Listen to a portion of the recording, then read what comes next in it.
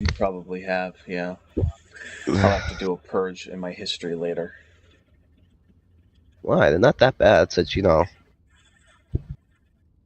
This is not the type of content I like to consume. Anywho, let's get started, shall we? There's something you can listen to while working. I mean, I usually listen to political streamers and shit while I'm working. You know, because I'm fucking brain dead like that.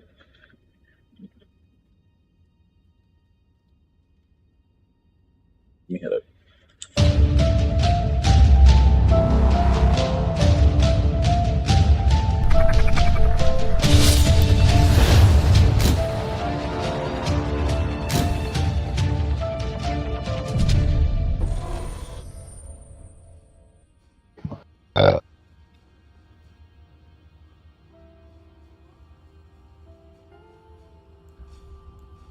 Last month, my fiancée Faye and I went to her parents' cabin up in Pikes Peak, Colorado, and had a set of extremely weird and terrifying experiences.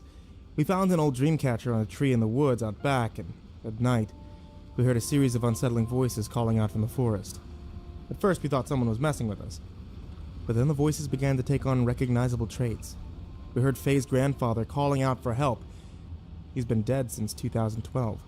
My mother laughing. She lives 700 miles away. Faye got sick and began talking in her sleep, and at one point, the voice of a woman outside began to repeat some of the things Faye was mumbling, as though they were communicating. I documented this entire experience and received overwhelming support from many of you. Thousands of people have gotten involved with helping us out. Everything has been going really great. Up until a few days ago. I'm sorry I haven't posted about this matter in a while, but Faye and I have been trying to forget, especially with her weird sleep disorder. The best course of action for us was to try to bury what had happened and move on with our lives. The more upset or stressed out she becomes, the more she sleep-talks and sleep-talks. And that is when scary things happen. For those of you who haven't heard the prior stories, my fiancée has suffered from extensive sleep disturbances since she was 5. She has night terrors and is an accomplished sleepwalker. At the request of many of you, I've interviewed her, so you can hear all of her weird experiences. Long story short, some sort of entity became fixated on her while she was at the cabin in Colorado, and made several attempts to coax her into the woods. When those attempts failed, it came after me. It followed us home to California and tried to get into our house late at night by communicating with Faye while she was sleepwalking. We were both exposed to whatever it was, to the point that it made us ill. A family friend, Nathan, essentially forced us to puke our guts out into a spiritual purging process. Although, I wish he'd told us first because we destroyed my living room carpet. We thought it was over. Faye went back to normal and returned to her playful, funny self. She got her strength back. Not just physically, but the strength of her personality returned as well. She's been feisty. Won't put up with any of my shit, which was a great sign that she was feeling better. And she's been wearing her engagement ring. Hasn't left her finger since we got back. But 2 nights ago, weird things started to happen. I absolutely dread writing this because I know that by paying attention to it, I risk exacerbating the situation. The part of the carpet where we'd lost our lunch is permanently stained and rather dark because I couldn't afford to get a decent carpet cleaner out in time. When we were watching, crying through the new Game of Thrones on Sunday, Faye pointed out that the stain looked like the shape of a man. About 3 foot long and basically looks like some kind of 2-dimensional troll. We made some Rorschach jokes about it and then went to bed. I rolled over in the middle of the night and put my hand on Faye's back. And the second I touched that empty space in the bed, 1,000 horrible thoughts rushed through my head. Faye hadn't sleepwalked since things settled down, and I feared this was an omen that our visitor had returned.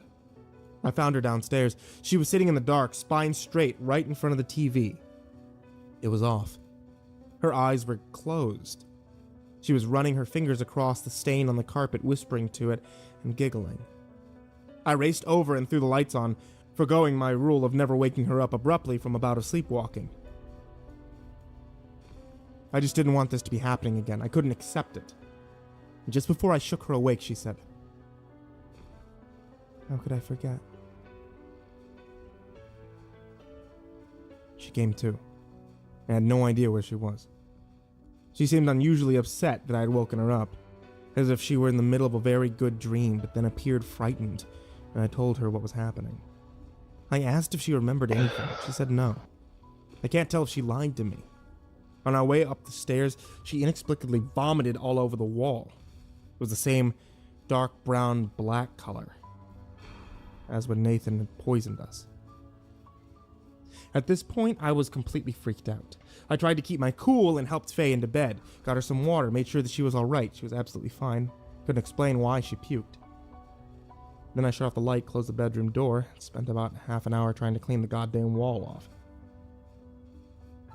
I've mentioned in my previous posts that I'm an emetophobe, so cleaning vomit is basically the worst form of punishment I can imagine, but something distracted me from the horrid stench.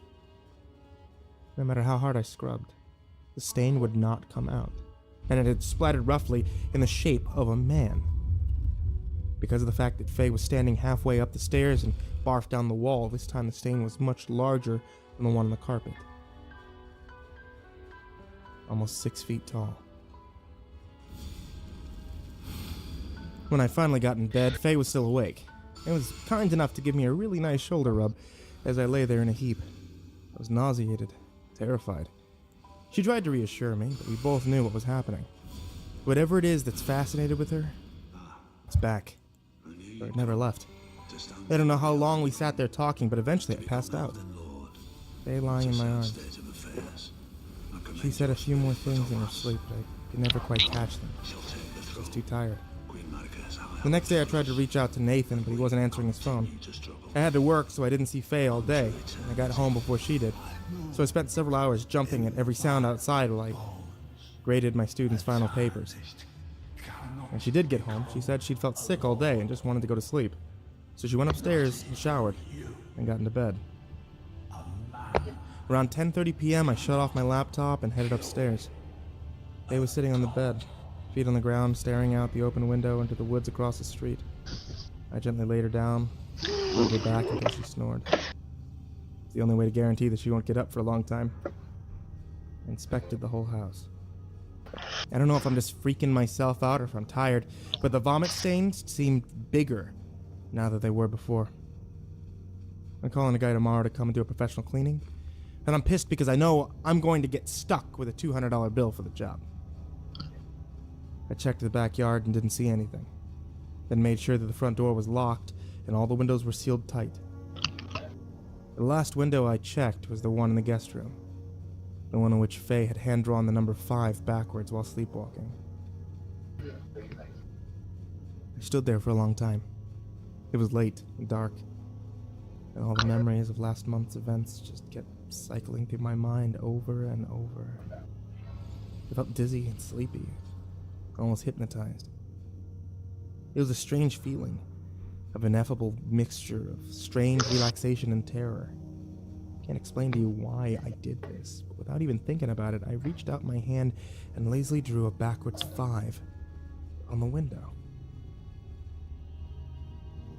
And in that tiny little moment, I saw something move behind the trees across the street. Faye abruptly burst into sleep laughter from down the hall as I walked back to the bedroom. In the dark, I could hear her giggling the entire way.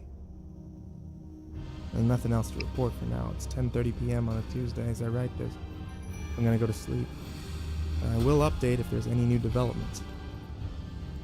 I pray there aren't any.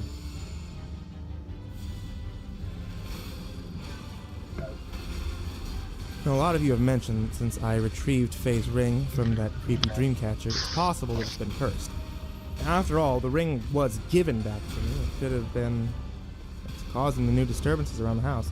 So Faye and I have decided to take that long trek back to Pikes Peak from whence the evil ring came and destroy it by throwing it into that mine at the top of the mountain. We've gathered a few fellowship of 7 other people to help us on this journey. I'm kidding. But seriously, a lot of people have speculated that the ring is now the problem.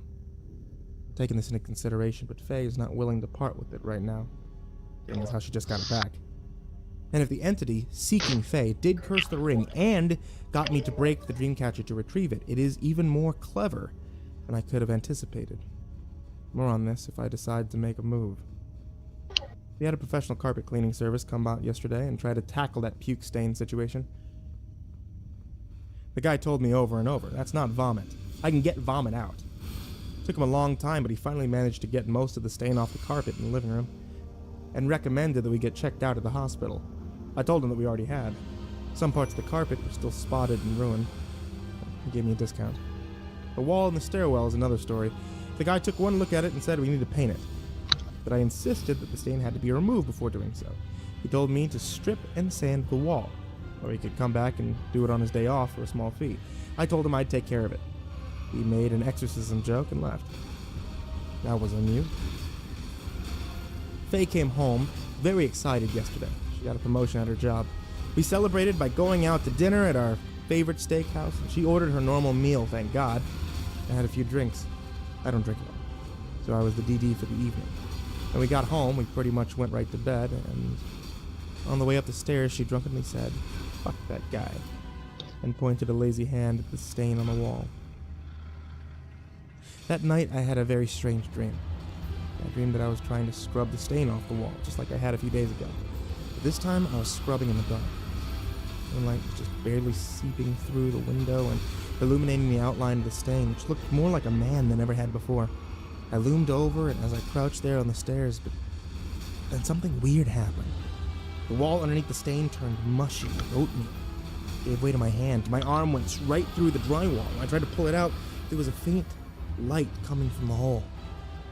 I pushed more and more on the squishy wall. It crumbled and plopped onto the floor on the other side, and at last I cleared away a hole big enough to squeeze through. It led into a familiar place. I realized where I was the second I stepped in. It was freezing cold. Even in the dream. I was in the cellar of the cabin, where I'd found all those jars and that hair. Where I'd found the pieces needed to make more dream catchers. I felt instantly afraid, and turned around to go back into my house, but the wall was sealed shut. The only way out of the cellar was through the open panels at the top of that wooden staircase, leading to the outside. Snow was falling down into the stairs. I remember seeing something on the ground behind one of those shelves. I picked it up and instantly recognized its importance. It made me feel like I understood everything better. But before I could see what it was, I was woken up by Faye. We were still in bed. She was sitting up against the pillows, running her fingers across my neck and back. She looked down at me, smiling, but her hair was dangling in such a way that it obscured her face a little. And the moon lit her up from the window behind her, so she looked different. I recognized my fiance's hair and body, but her face looked old and weathered, like an old man's. At that point, I noticed her hand felt different too. It was rough and heavy, like a guy's. It took me a second to realize that she was probably asleep, so I sat still and just watched. After a few moments of this, she abruptly got out of bed and walked to the door, mumbling to herself about that sound again. I followed her quietly, wondering what she'd do. She walked through the hall, never searching for the light switch, then stood at the top of the stairs. She started whisper arguing with something down there in the dark. Like when a couple is bickering in public, but they're trying to hide it. She said, "We need to leave. We need to get the fuck out of here and never come back. I don't know any of them. I don't know anybody. Is that you? Who's with you? Who's making all that noise? He's gonna stand down there and call my name all night? Why don't you come up here then? Think I don't know what you're doing?" The last thing she said was, "We don't know! Leave us alone!" She shouted it so loud that it took me off guard and momentarily paralyzed me with fear. I rushed over and grabbed her before she could fall down the stairs. She told me to get off of her and that she didn't need help, and then she brushed past me towards the bedroom. Along the way, she vomited. I got to spend another hour trying to clean that up while she slept soundly, and guess what? New stain. It wasn't until writing this that I realized. The stain has been making its way closer and closer to the bedroom. This morning before work, I talked to Faye about what happened. She had no recollection of any of it, including barfing up her expensive dinner. But she did say that she heard several voices outside the house early this morning. She said there was a child calling out. Where is she? Where is she? And a man grumbling angrily. But she couldn't make out his words. She also said that I was talking in my sleep this morning, which is something I almost never do. Faye agreed to seeing the doctor again because of the vomiting, and mentioned to me, after reading some of the comments, that hypnotism might be a good thing to try.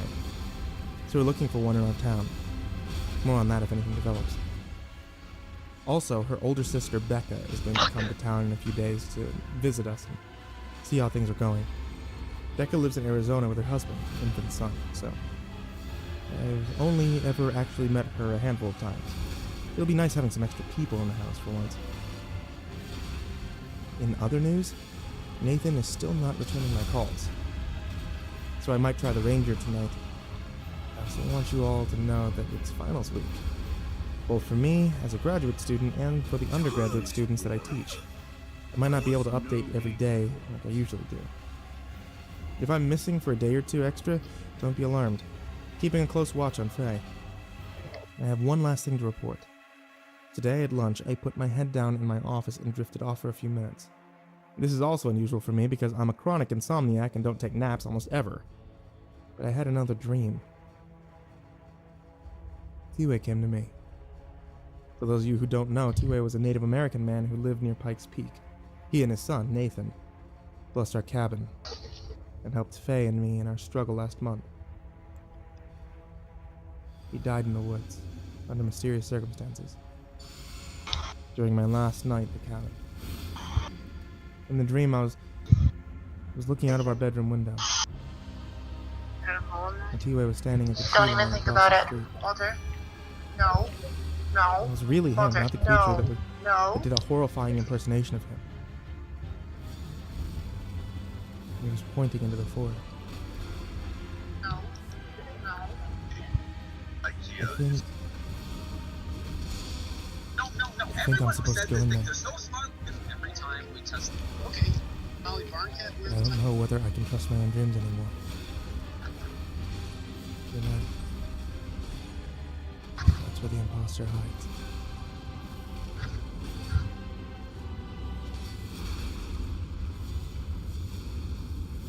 Friday morning. My ass hadn't even warmed the seat of my office before I got a call from Faye's boss notifying me that Faye had been acting erratic. Erratic, in fact, to the point that they sent her home from work. She apparently stood in the open doorway of one of the storehouses, staring into the darkness within. Not moving. A coworker tried twice to get her to snap out of it, but she did not. A few minutes later, the boss came over and found Faye inside, standing in the shadows, looking out. It was pitch black inside the storehouse, so when the boss flipped the lights on, she found Faye standing there in the corner, just smiling up at her, eyes unfocused. A few seconds later, she came right out. The stars come out. About an hour later, my fiancée allegedly claimed that she could feel eyes on her while she was working and had to go inside the break room to sit down. Her coworker found her fast asleep and just left her there, thinking that she was hungover or sick, and went to lunch. When they came back, Faye was sleepwalking in large circles around the perimeter of the room, singing a lullaby. This scared the other employees so much they got the park manager to actually drive her home. They didn't trust her to drive. Now Faye was taking a drug test because they thought she was on drugs. Thankfully, she's completely clean. When I got home, I immediately took Faye to urgent care, who miraculously got us in a reasonable amount of time. We explained everything. Everything. I thought the doctors would think that we were insane, but both of them actually looked scared shitless. After a CAT scan, a blood panel, and several other small tests, they concluded that Faye seemed to be healthy. It needs a full psychiatric evaluation. They gave us a referral and we made an appointment. It's 2 weeks out. We'll have the blood panel back soon. When we got home, Faye took a nap, and I went out into the woods across the street from our neighborhood. The place where I saw T-Way in the dream. For those of you who aren't caught up, it's pronounced T-Way, and we still don't know how he died. I wandered around between the trees trying to figure out if there was something I needed to find. For about 10 minutes I searched and found nothing. I remember the phrase that many of the voices in the cabin kept repeating. Up in the trees or down the hole. We go up in the trees. Go all the way down. Down, down, so deep you'll never see the light again. But there were so many variants of that phrase I can't remember them all, but I looked up at the top of the trees. Voila. There was a crudely constructed object made of twigs and twine, dangling from a branch about 30 feet off the ground. It looked kind of like the dream catcher that we found at the cabin, but it was obviously made of the twigs from the very tree from which it dangled. It was a different color and shape. I climbed up the tree and tried to retrieve it, but it was so frail it fell apart the second I pulled it towards me. One thing about it stood out in particular. It had strands of fiery strawberry blonde hair dangling off of it, just like Faye's. Now I need your opinion on this. As far as I know, Faye cannot climb trees. Then again, there's apparently a lot I don't know about Faye. My fiance went out around 7 p.m. and picked her sister Becca up from the airport. She insisted that I stay at home and rest. I feel like that if I think she feels you bad about how often she survived all that shit and it's happening again, obliged. I'm surprised he came home around hasn't 9 p.m. and ghosted with her them and was moved to a Becca's different son, city. I know nothing about babies, but Caleb's pretty It is cool. his way. He cries less than my students and is smarter than half of them. Not yet. Faye No absolutely legal. adores him. Not legally Becca yet. and I caught up over a hot chocolate in the living room while Faye unleashed the full scope of her maternal instincts upon Caleb upstairs. She sang lullabies, laughed, cooed, and basically went mommy crazy. Besides, it's a story, And then numb when nuts. Becca leaves, I'm going True. to have to deal with Faye crying and wishing we had kids already. Becca's tough as nails, just like her sister. And it comes from being raised in a strictly military family. But having a strict dad also teaches girls how to be expert liars. And I got the sense that Becca was selling me all sorts of bullshit when I told her about what we went through in the cabin. Becca's 5 years older than Faye, and has already been married twice. She has a 10-year-old daughter with her first husband. She claimed that she only went to the cabin at Pikes Peak once. She said that the drive up there made her car sick. So whenever her parents went Stars there is with so Faye as a cringe. little girl, she'd sleep at her friend's Yep. house instead. She also told me that she had no idea what the number 5 means to Faye, and dodged me like a minnow when pressed. I get the overwhelming sense that she is deeply troubled by Faye's behavior. Not just because it's creepy. She knows something she's not saying. Faye's entire family seems to be keeping me out of the loop about something really big. A very tech-savvy commenter offered to help me track down Jennifer. And he delivered.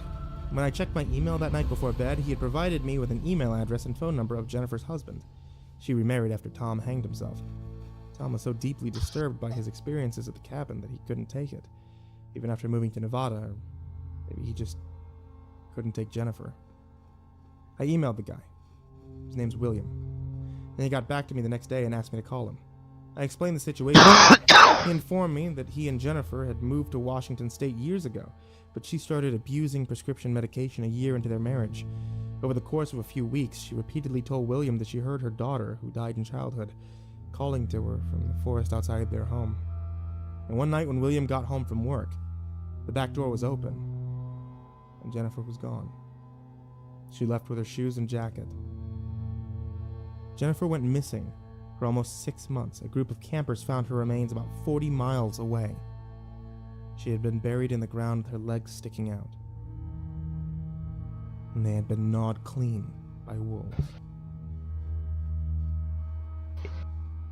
That night, I woke up to the sound of a baby crying. Faye was gone. My first thought was that it was coming from her because a few weeks ago she was accurately mimicking the sound of a child's cries when walking around the house. This time it was Caleb. I walked down the hall that led to the guest room and found the door open. Becca wasn't there and the crib was empty. I followed the sounds down the stairs, walking past the barf stand on the wall. I'm gonna strip it today. I saw Faye and Becca sitting on the couch. Faye was cradling Caleb in her arms, staring at him, and Becca was babbling on and on about her husband. She didn't notice that Faye was actually asleep. And Faye looked up at me.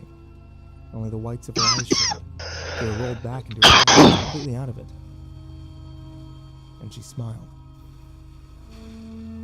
I stood there for a second, just really disturbed at the scene and didn't say anything.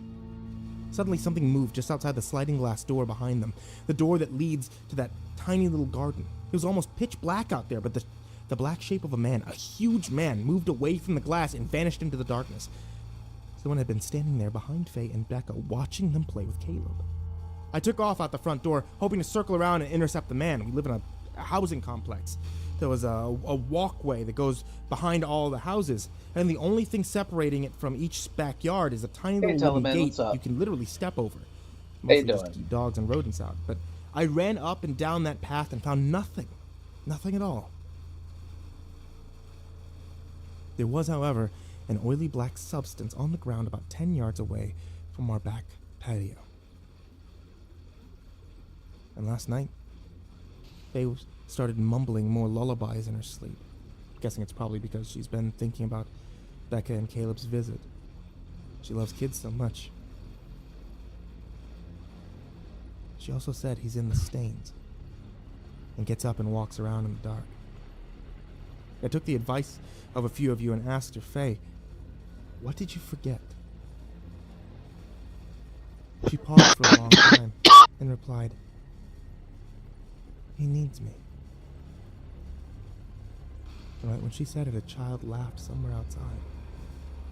Yeah, I mean, I figured I haven't seen you in Tomorrow, the Shoshin woman who visited us last month is going to come back with her friends who specialize in hypnosis. We're just sitting here reacting to I'll report the results when I can. That my moderator's making me watch. Please forgive me if it takes me but a bit it's longer. Elden Ring. This week is a nightmare. The last time I updated, Faye's older sister Becca came to visit us with her infant son Caleb. The presence of the child seemed to have awakened something in Faye, because her sleep disturbances have become more erratic, and her unusual behavior has intensified. They stayed for almost a week, but left abruptly after a few weird experiences with Faye. Becca seemed to be growing angry with Faye over the course of a few days, although I could never really discern why. One night when Faye was asleep, Becca and I sat on the couch, talked more about what had happened. I asked her why she seemed so hostile towards her sister that day. She wouldn't even speak to her, and Becca replied that Faye really has a problem letting things go. If she's mad at someone, she's mad for weeks. If she's hurt for years. She can't forgive. She can't forget. I asked, did you do something to make her mad? Are you two fighting? Becca denied that they were having any sort of conflict, and said that she was just speaking in general terms, having grown up with Faye. I asked if there was something in the past that made Faye angry, and Becca sharply responded, nobody did anything to Faye. Nothing happened to her. At that point, she stood up and went upstairs, claiming that she needed to check on Caleb and close the door without saying goodnight. Faye's sometimes difficult to handle because she's proud and stubborn, and the strongest person I've ever met, but her sister is like an obsidian wall. You can't get any information out of her. You can't read her poker face. You can't know what she's really thinking ever. But I think that she knows something. And maybe I can't get it out of her, but I figured I'd be able to get it out of her mom. Becca and Faye's mom, Laura, agreed to Skype chat with me this week. This time I'm going for the throat. I successfully removed all the vomit stains from the house, so Faye isn't talking to them in the dark anymore, but she is still getting worse. I feel like she's slipping away. Seeing Faye hold Caleb on the couch with her eyes rolled back in her head and smiling is one of the most disturbing memories I've ever had in this entire ordeal. There's something about Faye and that child that deeply unsettles me. I've been keeping quiet and trying to make sure that Caleb is safe. I have no reason to believe Faye would hurt anyone. What's up? Except for one time in college, Nothing spooks in I chat. shot a drunk girl at a party for grabbing my ass and saying I'd hit that. Everyone's speaking in fucking dessert that I can't have. The night that Becca stormed off. Are you talking about the Doritos I'm eating? Mid-conversation? No, I see jello and then yellow. Like everyone's speaking in dessert. I woke up to her mumbling in the dark, and when I turned on the light, she was standing at the far end of the room, cradling a pillow in her arms and swaying back. Remember, everybody, this doofus has a Discord if you want to come in and chat. Just do the exclamation point Discord. The words were unrecognizable. Thank you for the shameless plug. I really appreciate that, genuinely.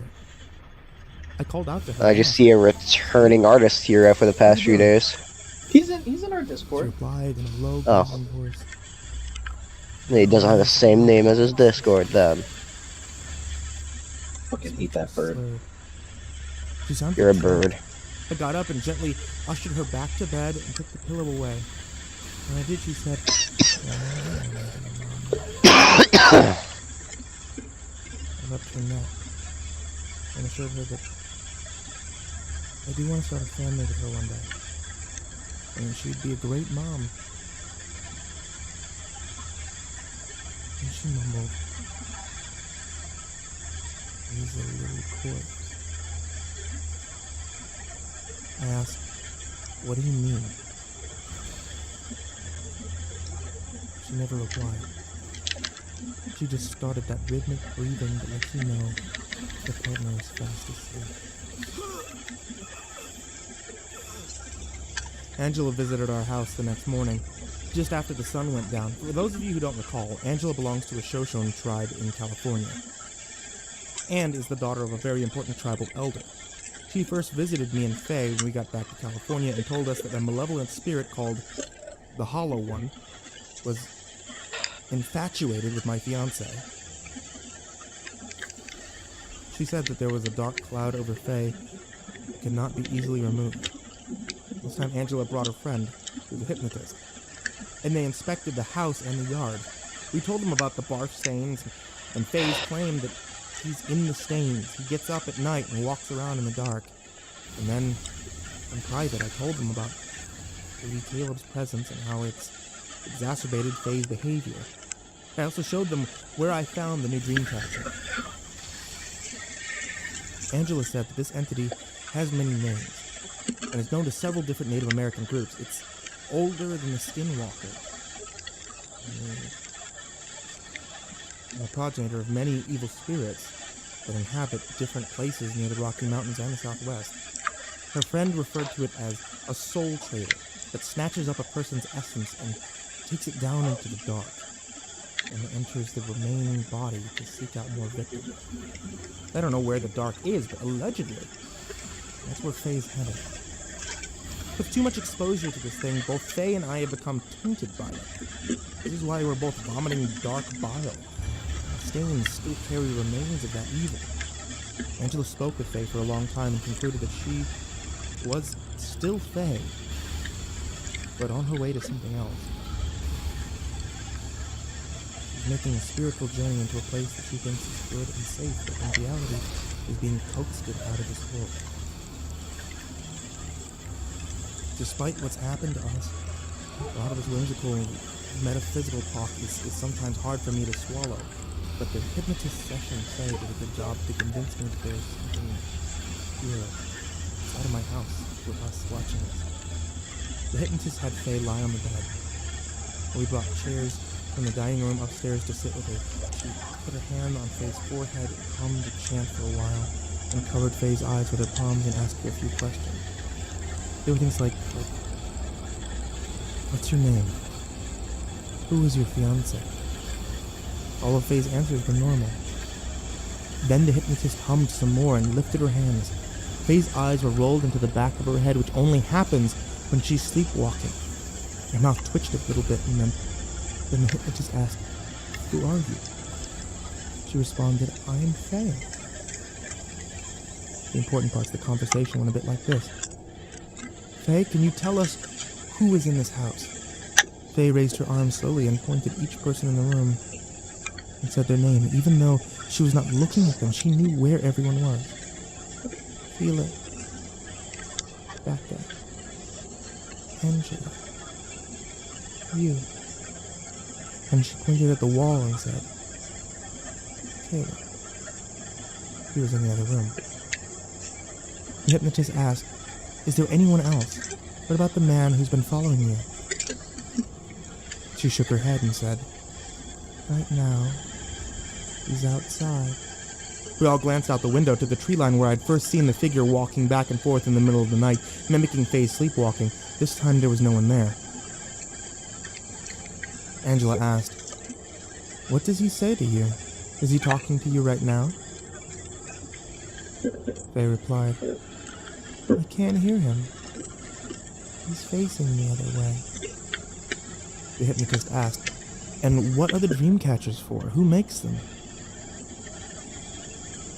Faye didn't respond. She smiled a little bit. I butted in and said, "Honey, I found your hair wrapped into a dream catcher outside. Did you do that?" She put her finger to her lips and shushed me. Then she put her palm flat against the wall like she was feeling for a pulse. After a few moments, she said, "He's here." Right when she finished her sentence, Caleb burst into tears. Becca and Angela rushed up to the room to go check on him. The hypnotist and I remained with Faye. The hypnotist finally went for broke and said, "Faye, sweetie, you wrote the number 5 on the window in the other room. You wrote it backwards. Why did you do that? What does it mean? Did you write it for someone outside to see?" In that moment, Faye's eyes rolled forward and her little green irises finally showed. She immediately looked towards the door that led to the hall and said, No, he's listening now." Then she began hyperventilating and struggling to speak the words. "You'll find out." The last thing she said was, "Felix. Felix." My name. In a deep, guttural voice. It wasn't her own. Then the hypnotist pressed her hand against Faye's eyes and spoke a loud command in her native tongue, and I think it was Shoshone, but I'm not actually sure what group she's affiliated with. And Faye immediately woke up and seemed very confused about what she was doing, where she was, and then started to cry and reached out for me, and I hurried over to her and held her in my arms. Her body was cold. It was like she was a corpse. She was crying. She said, "He wants to kill you. He wants you dead. I saw you in the tree." Angela and the hypnotist. I haven't given her a name, by the way, because I don't want you to have to memorize a million names. It would be nice to have a name. House, blessing it and burning sage, and also recommended that I call in a Catholic priest for Faye's personal comfort since she's Catholic. When they left after a few words of parting, Becca seemed really angry and scared at this point. She remained in her room for the rest of the night. I got a call about an hour later from Angela, who told me that she had discussed the situation with the hypnotist, and they believe that Faye is in extreme denial about something, perhaps some sort of trauma, and they said that she had repressed it so well that it had co-signed to a place in her subconscious that only years of therapy or hypnosis could unearth. It was in a place in her mind that could not even be accessed by talking to her in her sleep. This is where the number 5 rests, and that is why the entity hasn't found it yet. Despite communicating with Faye in her sleep, virtually every night he's drilling her brain like a miner digging for gold, and the fun didn't even end there. We all went to sleep pretty early that night because of all that drama, but as I've learned on so many other occasions, going to sleep upset usually results in a night terror or some other sleep disturbance for Faye. At about 2 a.m., she leapt out of bed, jolting me awake in the process, and bombed down the hall like there was a fire. She started bashing her fists against the door to the guest room, but didn't utter a single word. Her eyes were shut. I flicked on the light and stood there in the hall for just a second, scared stiff, but when baby Caleb started crying, I snapped out of it and rushed over. I bear hugged my fiancée to try to get her to stop making so much noise, and in return, she tried to bite me. Faye has never been violent towards me in her life, even in her sleep. She's always a very passive sleepwalker. Creepy, but passive. This time, she was trying to rip my throat out. She was trying to draw blood. I fended her off and sort of apprehended her, and then walked her back to the bedroom. She was basically wearing me like a straitjacket. When I carefully put her back in bed, she whispered, "Go up in the trees." He went down in the hole. Becca was understandably furious the next day, but she swallowed her anger and drove Faye down to the Catholic church at the town center. I went to work. Apparently, they finally got one of the priests to agree to visit next week to bless the house. They explained that this wouldn't be enough. He said that he'd speak with the bishop. That would take a while. That evening, Becca informed me that she changed her flight, but now she intended to leave in 2 days. I begged her to set aside her differences with Faye and try to get through to her. I said Faye needs her big sister right now, but Becca wouldn't budge. She seemed to be holding a monolithic grudge against something neither of them would tell me. I ordered pizza, Faye's favorite, a lame attempt to lighten the mood around the house. but the two would only have casual, light conversations with each other, and the tension in the house was so thick I could feel it in my stomach. Faye and I retired to our rooms early and watched Game of Thrones in bed. We always recorded on Sunday because Faye is at work, and then we watch it during the week. I asked her if she remembered telling me that the imposter wanted me dead, or that I was going to be put up in the trees. She said she didn't recall anything. Didn't recall saying any of that. But she did have a dream about seeing me impaled on a tree branch high in the air. She said my skin and hair were missing. Faye fell asleep pretty quick, but I couldn't sleep at all. I remember that Nathan, T-Way's son, had left me a voicemail a few days prior. I'd forgotten to call him back, so I grabbed my phone and went downstairs. The house was quiet. Becca and Caleb were already asleep upstairs. I turned the TV on low to mask my conversation with Nathan. It was midnight in Colorado, but he answered the phone. I asked him how everything was going. I told him everything. Nathan had a lot to say. He apologized for making me and Faye sick, but said that a simple purging process is a very common treatment for many physical and spiritual maladies in his tribe. However, by my description of the barf stain event, it obviously didn't work. We were still under the influence of the imposter. He said if we came back to Colorado, he would bring us to the elders of his community and request that they perform a more serious healing ritual. I told him that would be Faye's call entirely, but I doubt that she would go for it, or that the imposter would let her. Last month, when I was in the cabin by myself, there was a blizzard that shut down the whole road. The ranger couldn't come up to check on me, but T-Way and Nathan, being the badass gentlemen they were, actually hiked up the mountain through the snow to check up on me. You can hear all about that in the past posts, if you haven't, but basically, on their hike back down, they heard Faye's voice calling out to them from inside of one of the abandoned mines on Pikes Peak. T-Way went to investigate, and was dragged into the dark by an unseen creature or animal. Nathan eventually found him dead. Parts of his skin had been flayed. The reason I haven't been able to get a hold of Nathan for several days is because he and a group of men from his community went back to Pikes Peak to investigate the circumstances of his father's death, and to explore the cabin. They camped for a few nights. They even spent one night in the woods next to the cabin. Nathan heard T-Way's voice, calling out for help over and over, crying and speaking Nathan's name. However, occasionally the voice would cry out in Zuni, which is a language that some Pueblo Indians speak, but their tribe does not. They speak Hopi. So Nathan was fairly certain that this was not, in fact, his father. They also heard children weeping in the forest. One of Nathan's friends left the tents to take a piss. He claimed that he saw a naked child with grayish skin standing a dozen yards off, facing away, looking up at the trees. He looked like a stiff corpse, and was standing high up in the balls of his feet.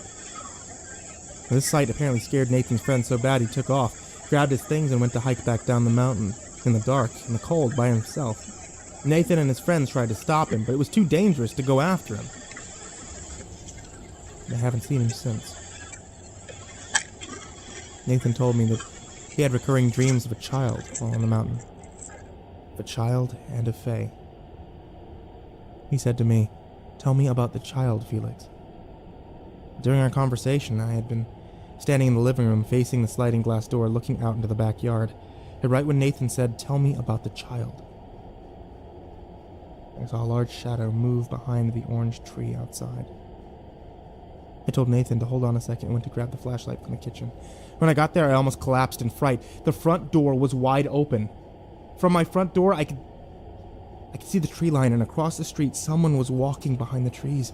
I could see them moving slowly between them. I set down the phone and ran upstairs to wake Faye and Becca, but Faye wasn't in bed. I frantically rushed to Becca's room to see if Faye was there with her, but Becca was fast asleep, and was really disturbed at my urgency when I woke her up.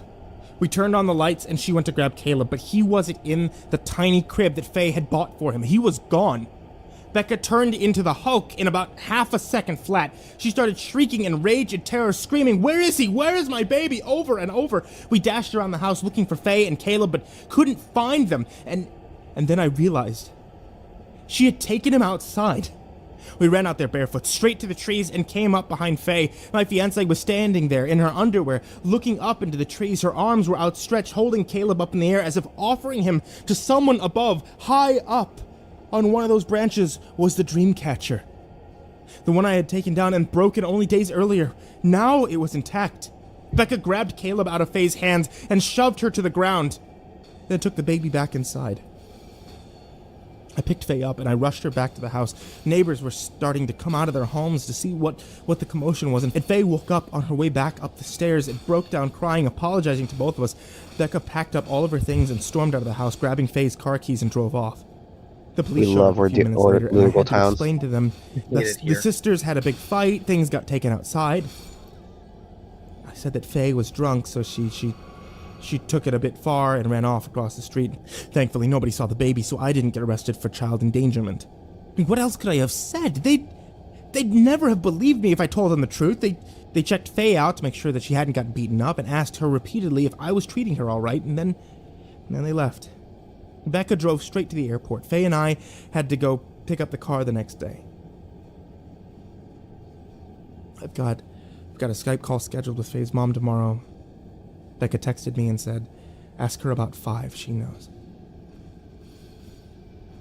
If I get the answer out of her, I'll post a brief update here, but I won't make another post for a while. I'm sorry. Thank you all for supporting me over the past month.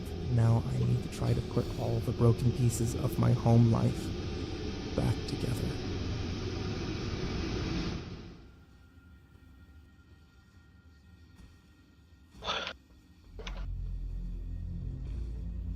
It's been a long time since I talked about my fiancée and the events surrounding our vacation at her parents' cabin in Colorado. But I think enough time has passed. I finally unearthed the secrets Faye's family has been hiding from me.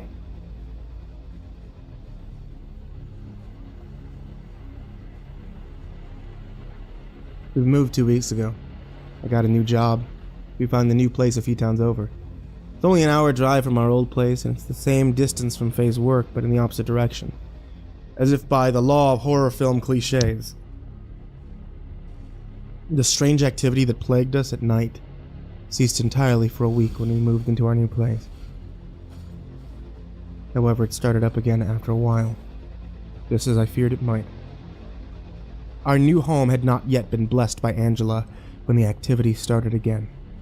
She's the daughter of the Shoshone tribal elder who saged and blessed our old home a few weeks prior. The imposter That was the first. has not given up on Faye. That was the first time in Its probably game is to wear us down playthroughs that I've gotten through the until we old just liturgical town give up. without dying once. Huh. I had a Skype chat set up with Faye's very reticent mother, but per your guys' warnings, I waited until after we moved. The fear was that Laura might divulge something over Skype that the imposter could use against us. The more it discovered about us, the more closely it can mimic me and any of Faye's family members, living or dead. When she's asleep, Faye is highly susceptible to suggestion. The running hypothesis No Sleep has developed is that there are certain things the imposter needs to know about Faye in order to fully infiltrate her, to control her, to kill her. We don't really know what's planned to do with her. We do know that it is especially curious about the significance of the number 5, which Faye drew on a window while sleepwalking. She gets agitated anytime 5 is brought up, cannot coherently explain why. I think that once I learn the meaning of the number, I'll have full access to Faye and I'll be able to do whatever it's planning with her. Checking in and talking for a minute. I think that once it learns the meaning of the number, it will have full access to Faye, and will be able to do whatever it's planning with her. I sat on the couch with my laptop and Skyped Laura around 10 p.m. one night in our new place. About a half hour later, Faye had fallen asleep. I had to be extremely aggressive in order to break Laura's wall of lies about her family's past, and just when she seemed ready to crack, Faye walked out of the bedroom. We now live in a one-story house. It was dark in the hall, so she scared the shit out of me when I saw her movement out of the corner of my eye. She stood there in the shadows, rigid and still. Her entire body was stiff and her head was craned all the way back in a painful position. Her chin pointed at the ceiling and her arms were straight up in the air in an hallelujah gesture. She hadn't sleepwalked in a while now, so I immediately told Laura I'd call her back and jumped up. Faye shushed me and wiggled her fingers, arms still outstretched. She looked like a praying mantis in repose. I asked, "Faye, what is it?" She smiled and replied, "Do you know about her?" She closed her hands, and one of her fingers pointed at the ceiling. I said I didn't know what she was talking about and asked, "What? No what?" I looked up at the ceiling and I saw nothing. Faye paused. She typically pauses for long periods between sentences while sleepwalking and then said, "There's an old woman up there. She lives in the attic. She's so friendly. She remembered my birthday." My skin crawled. It felt like insects skittering under my clothes when she said that. Faye says a lot of disturbing things, and I've grown used to it, but occasionally she still surprises me. I asked her more about this woman, and she said, "She sleeps right above our bed." They brought her arms down to her sides, and her muscles relaxed. She stopped answering my questions. I walked her back to the bedroom and gently tucked her in. That night, I lay awake staring at the ceiling. I imagined the corpse of an old woman stuck inside the drywall, or dangling from the rafters in the attic. Couldn't shake the feeling that our unwanted guest had moved in with us, and was now pretending to be a friendly stranger to trick Faye. That night I dreamed of a dark stain spreading itself across the ceiling in the shape of a large man, just like the vomit stains in our old house a few weeks prior. As I was falling asleep, I thought I heard something heavy dragging itself around up there. Laura called the following evening. Faye wasn't home from work yet, so we had a good hour-long conversation before things got uncomfortable. I had to spend a lot of time getting her back into that emotional space where she could open up about her daughter, and when she finally did, I was astonished. It felt like the first time Laura had ever told me the truth about anything. I don't have any proof that she was being honest, but I could hear it in her voice. It's true that Faye was 5 years old when she developed her unusual sleep disorder, but the number 5 does not symbolize that. It goes a lot deeper. As I mentioned before in a previous update, Faye's parents lied to me and told me that she had been visiting the cabin in Pikes Peak regularly throughout her life until she was 13, and yet Faye claimed she had never been there before, ever. In reality, Faye went there a few times as a child, but her last visit was at age 5. Her and her father Greg were outside building snowmen, but then Faye walked to the tree line and began speaking with someone that Greg could not see. She spoke her own name and said a few other things that Greg couldn't hear. Then had some sort of seizure and became catatonic. When she came to, she cried for hours. There was apparently more to the story. Just as Faye got home from work and walked in the door, I heard Laura say, a few months before that, I was pregnant. The second I covered the mouthpiece and said, "Hey, sweetie," Laura hung up the phone. Now I keep this revelation to myself for a while. Laura didn't return my calls after Faye went to bed, so I never found out what happened to her pregnancy. Did she have a miscarriage and abortion? Did she give the baby up for adoption?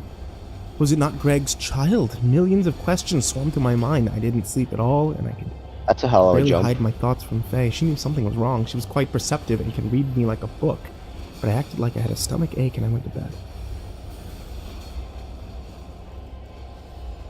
That night I had an absolutely terrible dream, probably the worst one that I have ever had.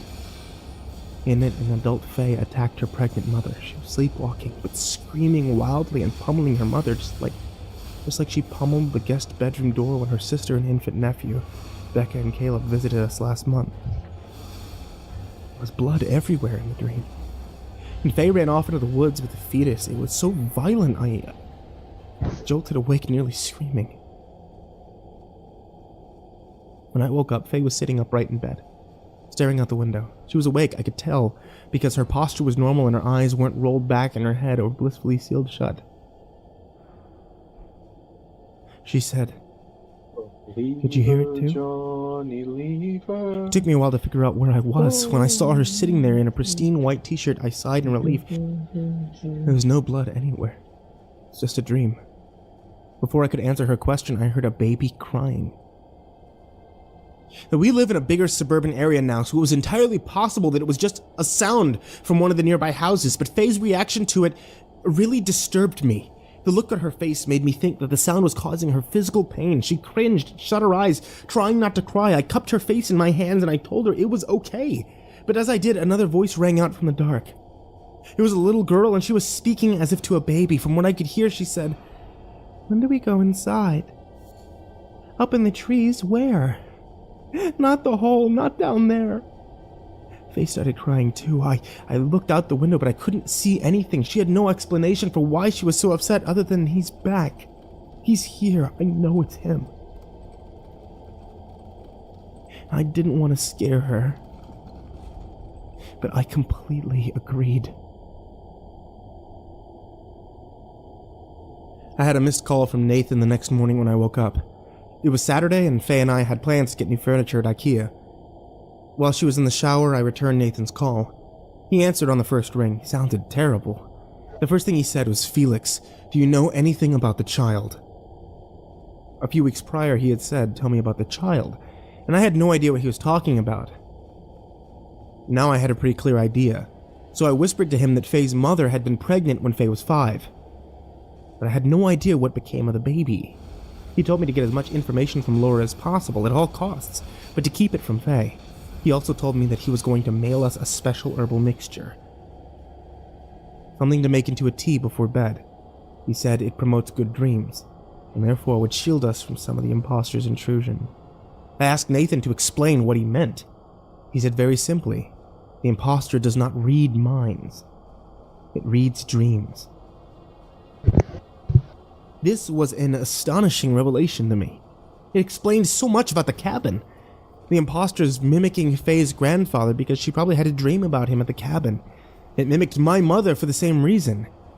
It mimicked the people that Greg saw die in the war because he frequently had nightmares about them.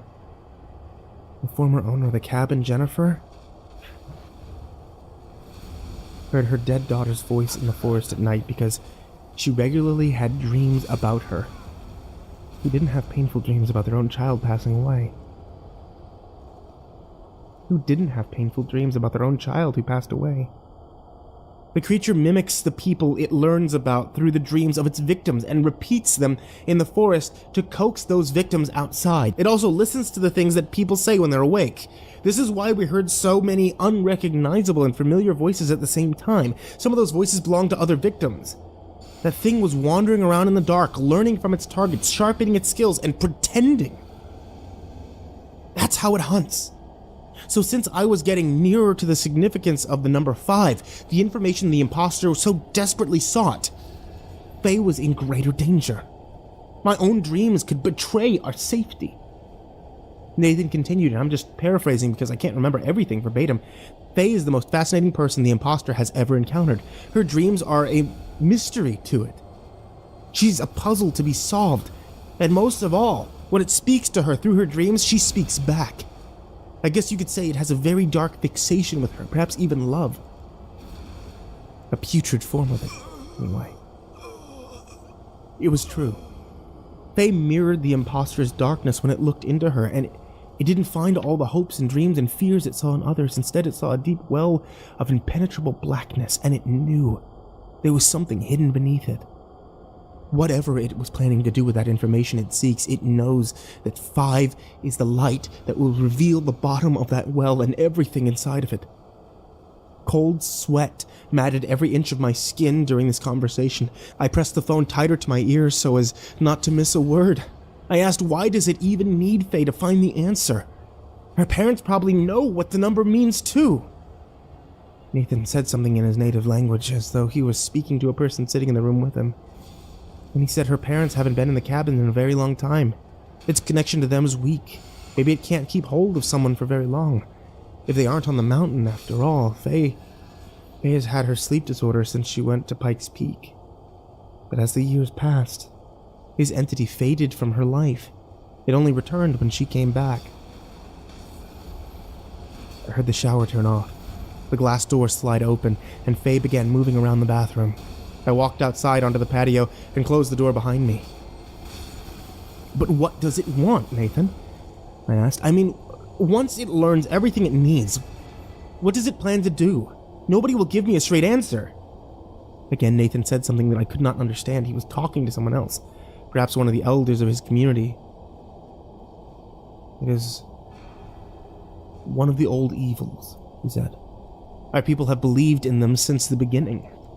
When a person dies, sometimes they become a... what do you call them? A wraith? A haunting?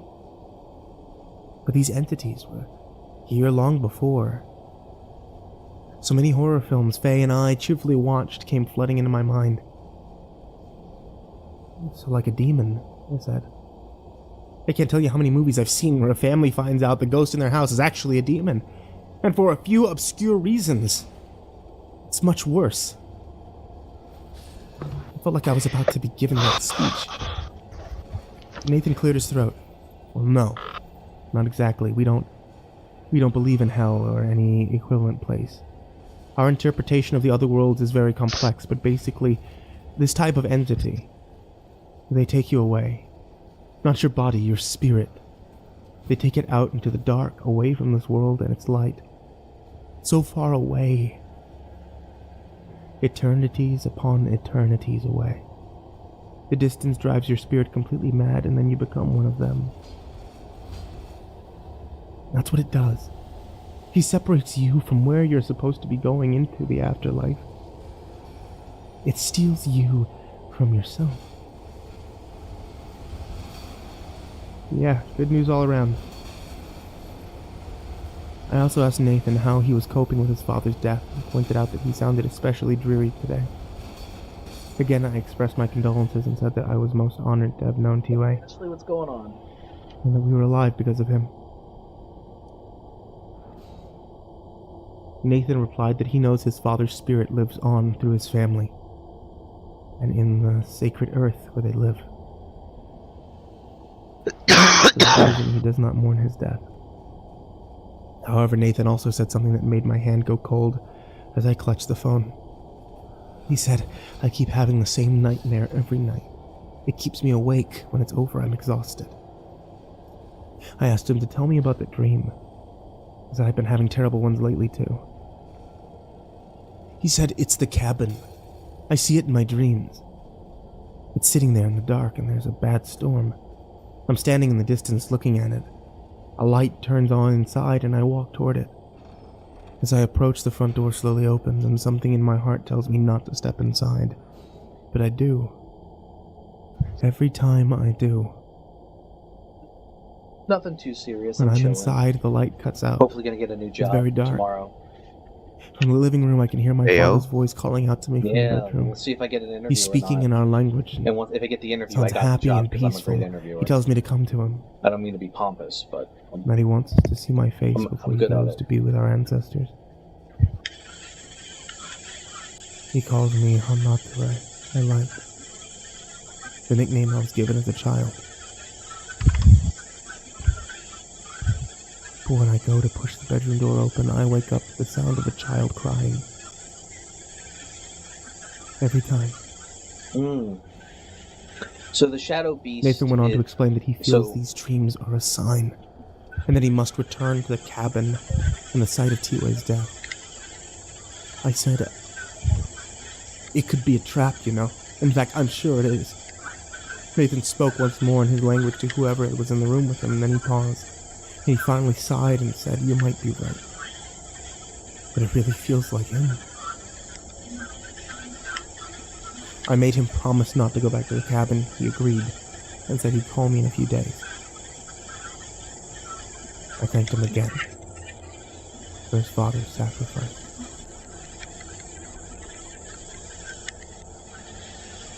A few days passed in relative peace. Laura did not return my calls, and Becca, Faye's sister, did not return my texts. The standoffishness of this family drives me insane. When Faye and I got home from doing groceries one evening, a package had finally arrived in the mail. It contained the herbs that Nathan had talked about, with instructions on how to make them into a tea. Why is this taking so...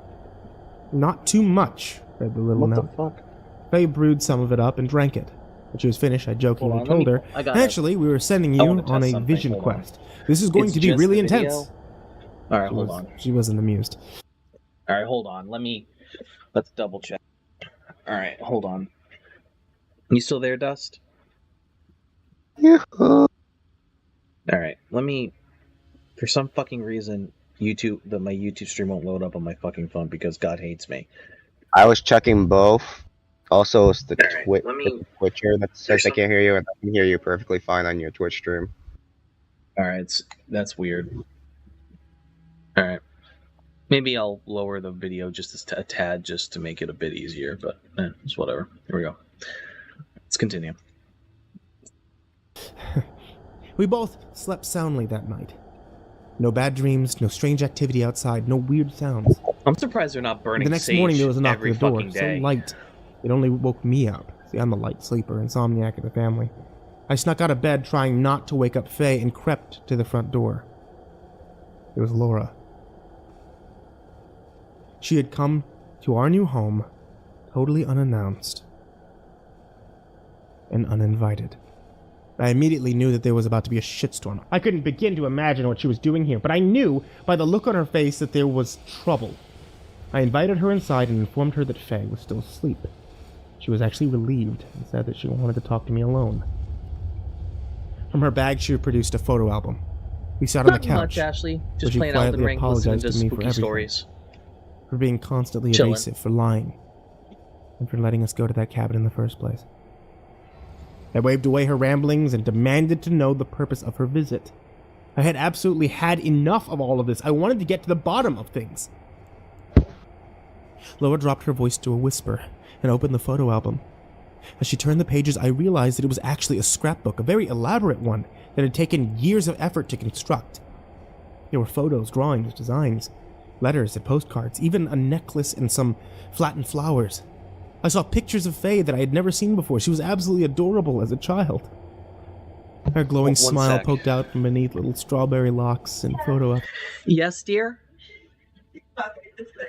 Okay, can I look at it after I stream? I mean, I think it would be very beneficial for your stream to look at the TikTok I just sent you. Alright, so we're gonna take a quick divot real quick. Hold on. Meadow just sent me a TikTok and she demands that I watch it specifically on stream. All right, let's see if I can open. Let's hope TikTok is not jank enough that I'm able to open it on the stream. Hold on.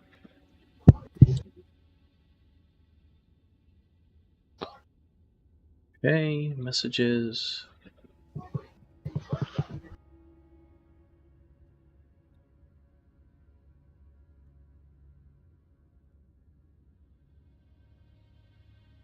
Alright. That is obnoxious. Can you send me a physical link, honey? Yeah. Thank you. I appreciate you.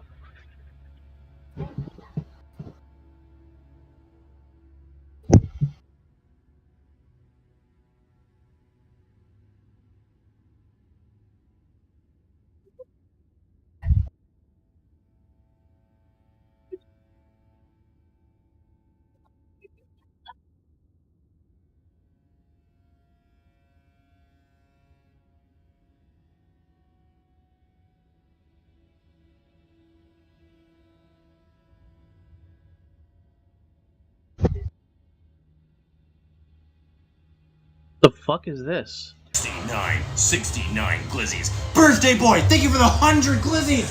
Don't look at that. Sound the war horn! Are you proud of yourself, honey? Are you watching it?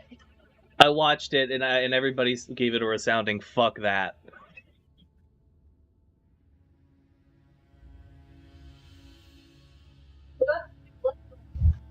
Oh, God. That's my partner, everybody. This is the woman I am spending the rest of my life with, and I wouldn't change it for the world. I can't believe she sent you Glizzy Overdrive. Yep. Are you seeing this? I love you. I love you, sweetheart. Jesus Christ. That's gonna be a fun fucking clip for later. It's Ricardo, though. Alright, let's continue. Your photo. Laura said, "This is what I wanted to show you. I don't know how to talk to Faye about it." See, I was I amazed. think he just guessed It took expert handiwork to craft something like this. Who made this? I asked. She flipped further into the scrapbook and revealed a few old pictures of herself in the later stages of pregnancy. The centerpiece of one of the pages was a photograph of Laura, big-bellied and bearing a youthful smile. And little 5-year-old Faye, curiously resting her ear on her mother's tummy. Why is it so stupid? It was a priceless image. And one that hadn't seen the light of day in decades. Faye and I put this together, actually. She replied. When she was very little. Thank you for the It glitch. made sense. Faye is one of the most talented arts and crafts hobbyists I've ever known. What happened? Laura looked over her shoulder and down the hall. She obviously feared Faye would wake up. His name was Christopher, she said. Tears welled up in her eyes as she spoke, and she turned the page. There was a photo of Laura undergoing an ultrasound and giving a thumbs up.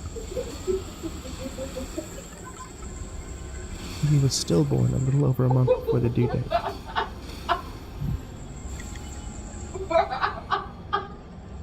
I had no idea what to say.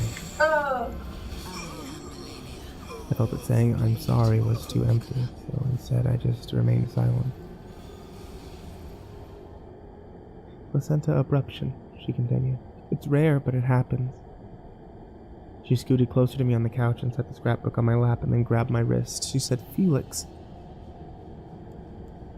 Faye doesn't remember any of this.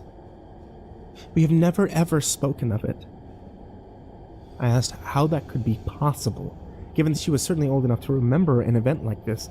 Laura explained that the emergency occurred while Greg was out with the girls. The paramedics rushed Laura to the hospital, but the baby could not be saved. When she and Greg finally decided to break the news to their daughters that Christopher had died, Becca was brokenhearted. But Faye did not react. It was as if what they were telling her simply didn't register. Laura would say, "You understand that Christopher is never coming home?" Faye would respond, "Yes, Mommy," with a blank expression. This went on for weeks. Faye would occasionally ask about Christopher as if he'd be visiting soon, and suddenly she'd not remember anything about him, as if he never existed. She began to act out at school and would throw violent tantrums for no reason. A child psychologist warned that Faye was not handling the situation well, so Laura and Greg decided to spend several days up at the cabin with the girls in hopes of separating little Faye's mind from the heavy event. That's when it happened. Whatever it is that lives in the forest, up there, up in the trees or down in the hole, took notice of Faye. They wanted to learn more, but her little brain shut down in terror when it got too close. Laura said after that day, Faye never spoke of Christopher again. It seems completely unaware that he even existed. Quite suddenly, Faye's voice erupted from behind us. She was standing in the hallway, perhaps for a long time. I slammed the book shut. The air went out of the room. There was an agonizingly long moment of stillness before which all of us exchanged surprised looks. What's that? finally asked, pointing to the scrapbook in my lap.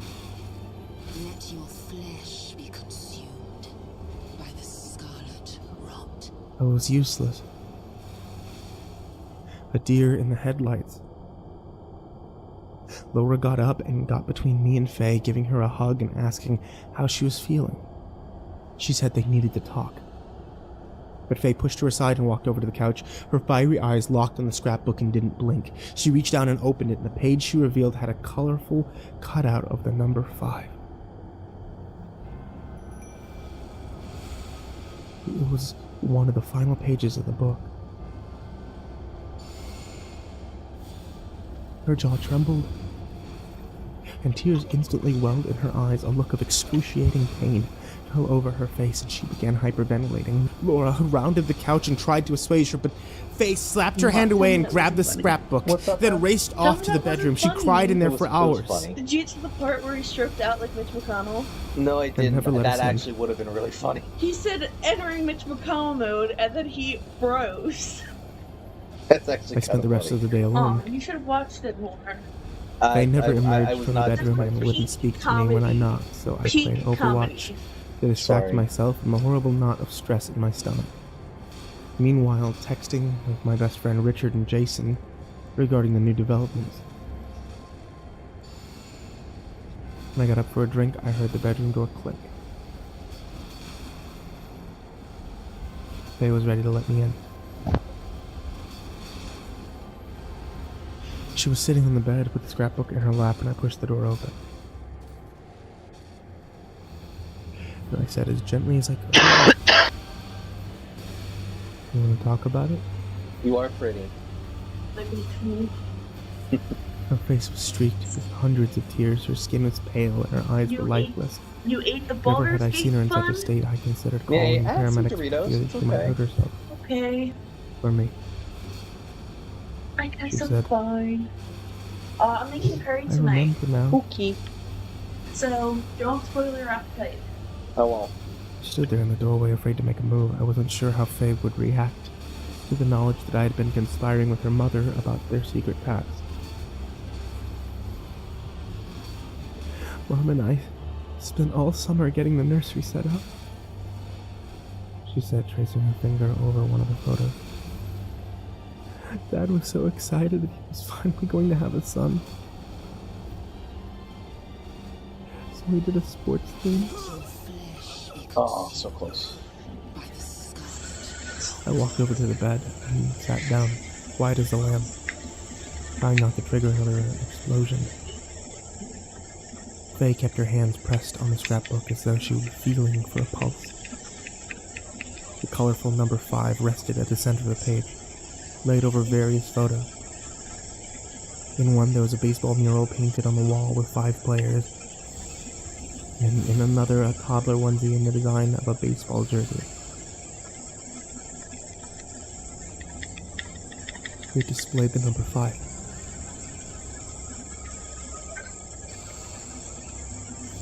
They started crying again and choked out that Christopher was going to be the 5th member of our family.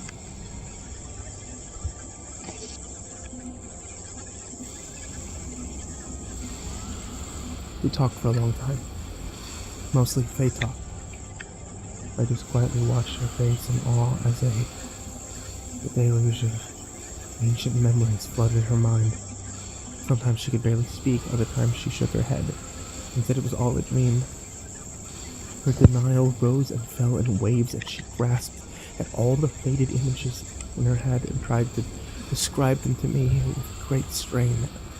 A tomb had been unearthed, and Faye was excavating it despite the pain that it wrought on her. All I could do was hold her hand through it.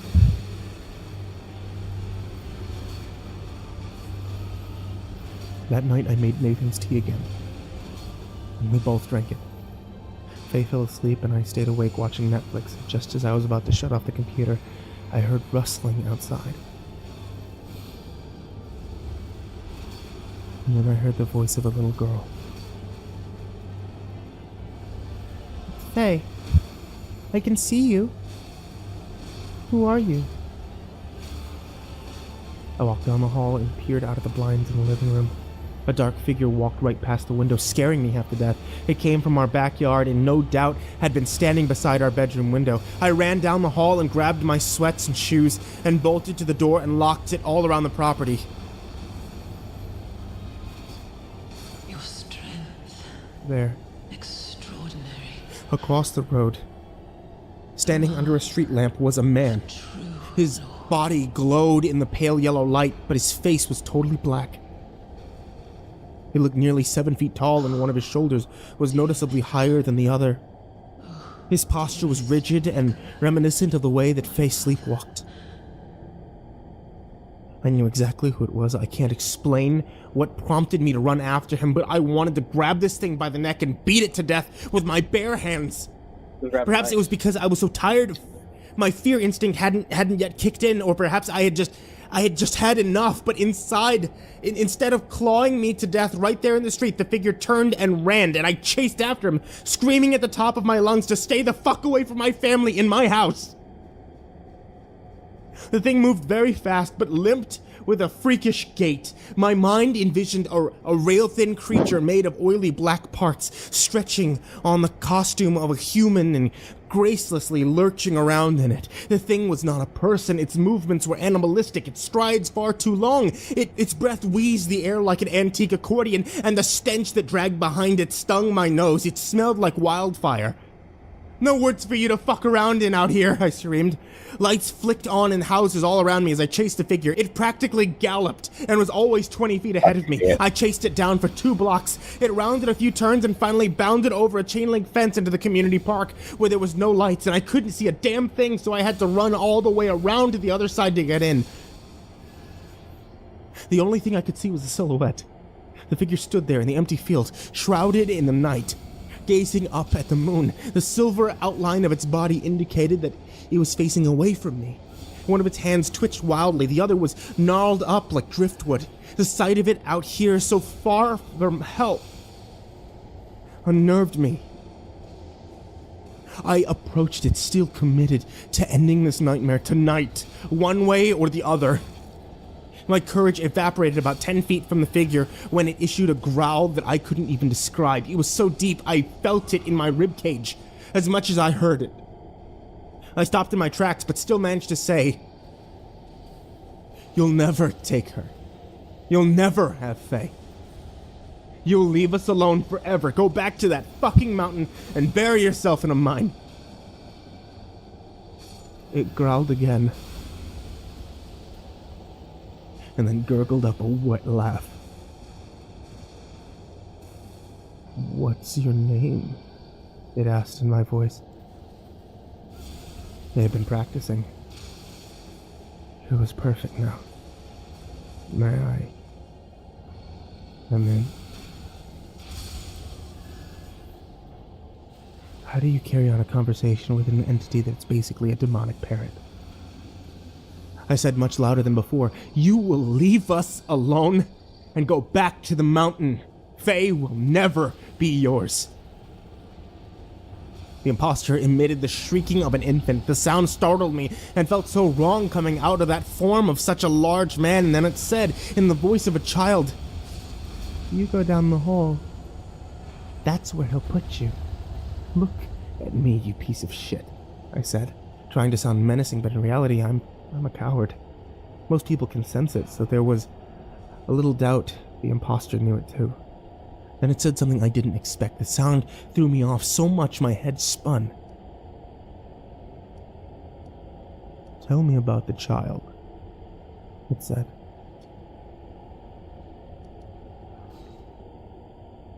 Nathan's voice wafted gently from its throat. "Tell me about the child." Before I could speak, the imposter whirled around and squared off with me. There are no words to express the combination of shock and instant despair that I felt. My knees came straight out from under my body, and I fell to the wet grass. Staring down at me, boring into me with lidless eyes, was the face of Nathan. My friend, my protector, the son of a man who'd given his life to help me. Now his skin was hard and bruised, his scalp flayed, his eyes tormented. He'd been stretched over a skull that didn't quite fit, and a body that rattled with loose, collected bones. A slimy black liquid dribbled down the arms. Perhaps it was blood. It was too dark to tell. It spoke a phrase in a language of Nathan's people, and the same one Nathan had uttered over the phone. Last month it made us sick, and I began vomiting profusely as I lay on the ground. "Tell me about the child," it said once more, then smiled. Her lips spread and stretched in an expression of malevolent joy, bearing the rotten maw of a long-dead wolf. Nathan's calm voice seeped out of it. "Let me speak to the one who followed you home." I gasped for air but couldn't command my body to move. The creature took a few steps toward me, and I slammed shut my eyes, expecting to feel those hideous fangs in my neck. Instead, I heard its footsteps approach, and then recede in the opposite direction. When I opened my eyes, the imposter had stepped over me and was walking away. It was already in the distance, moving quickly.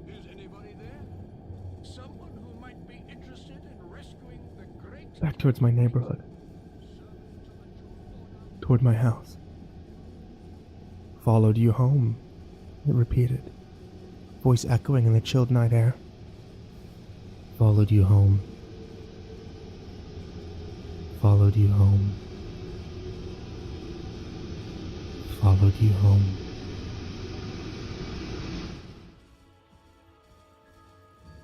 When I was 3 years old, my parents and I went with some family friends to a cabin up in the mountains.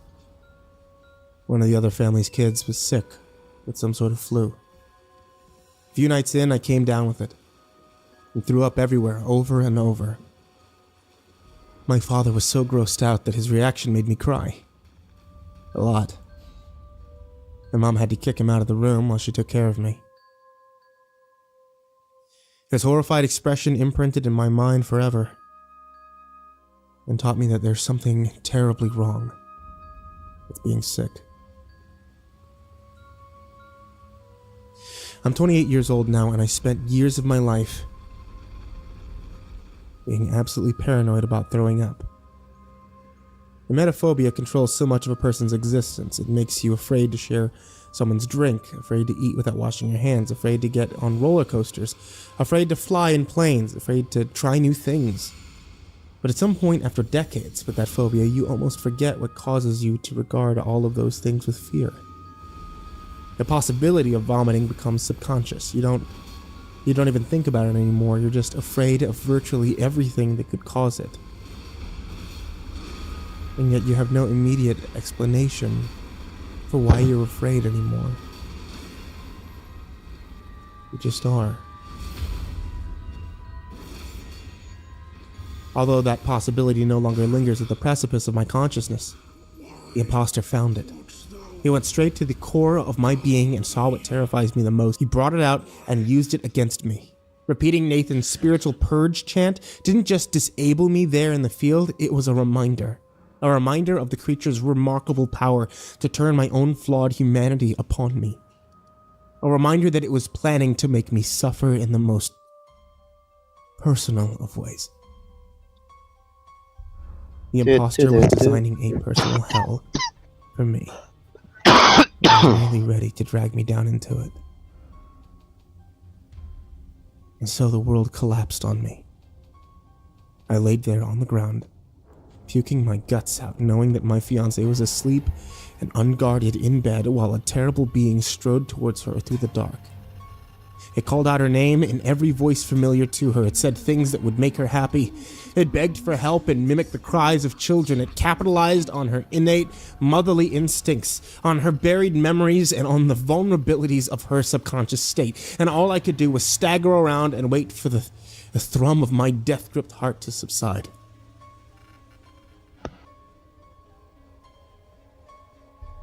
After a few moments, moonlight poured back into my vision, lighting the way out of the park. My pulse recovered from its frenzy and the numbness of my limbs faded. The taste in my mouth for once didn't paralyze me. I tore through the streets to get back to my house. I had no plan. A lot of lights were on in the houses that lined my street. Many of my neighbors had likely heard me screaming. I hoped this meant that the imposter would think twice about moving out in the open beneath their watchful gazes. The front door of my house was wide open, and it was pitch black inside.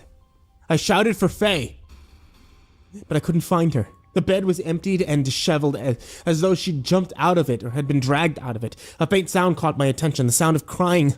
I struggled to determine where it came from, and after looking in every room, I realized it was coming from outside. I stepped out the sliding glass door in our bedroom that leads to the backyard. The sound grew louder and mixed with shuffling noises. There's a walkway that runs along the side of our house and connects the backyard to the front. And there in the darkness was Faye. She was sleepwalking in the most unusual manner I'd ever seen. She stood high on the balls of her feet as before, but was bent over at the waist. Her hair and arms dangled lifelessly towards the ground, and she shuffled towards the street where I'd first seen the shadowy figure. Faye's neck was craned in such a way that I could see her face swaying just outside her left thigh. Two mournful eyes peered up at me from it. Her lips trembled as she cried. I couldn't tell if she was conscious or not. She mumbled something, but with her cries, I couldn't make out what she was saying. I wrapped my arms around her waist and literally carried her inside. She clawed at me and landed a tiger palm to my crotch. Just as we careened into the living room, a police car drifted by, its flashlights tracing all across the houses. I gently closed the door and peered out the window. It took me a moment to see it. But in the tree, in our front yard, a dark form was crouched on the thickest branch. I yanked the curtains down over the blinds. Faye and I remained awake the rest of the night until dawn. We heard footsteps in our roof and in the attic, but no voices. On 2 occasions, someone knocked gently on the front door, and once on the sliding glass door in the back. But we remained in the living room. We communicated only through pen and paper, and prevented each other from nodding off and dreaming about the scrapbook or about Christopher. The last thing she wrote was, "Got an idea. Explain tomorrow."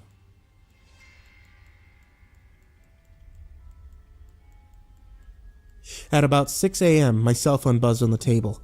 All had been quiet for a few hours now, and Faye and I were almost done with the second Lord of the Rings movies when I grabbed my phone.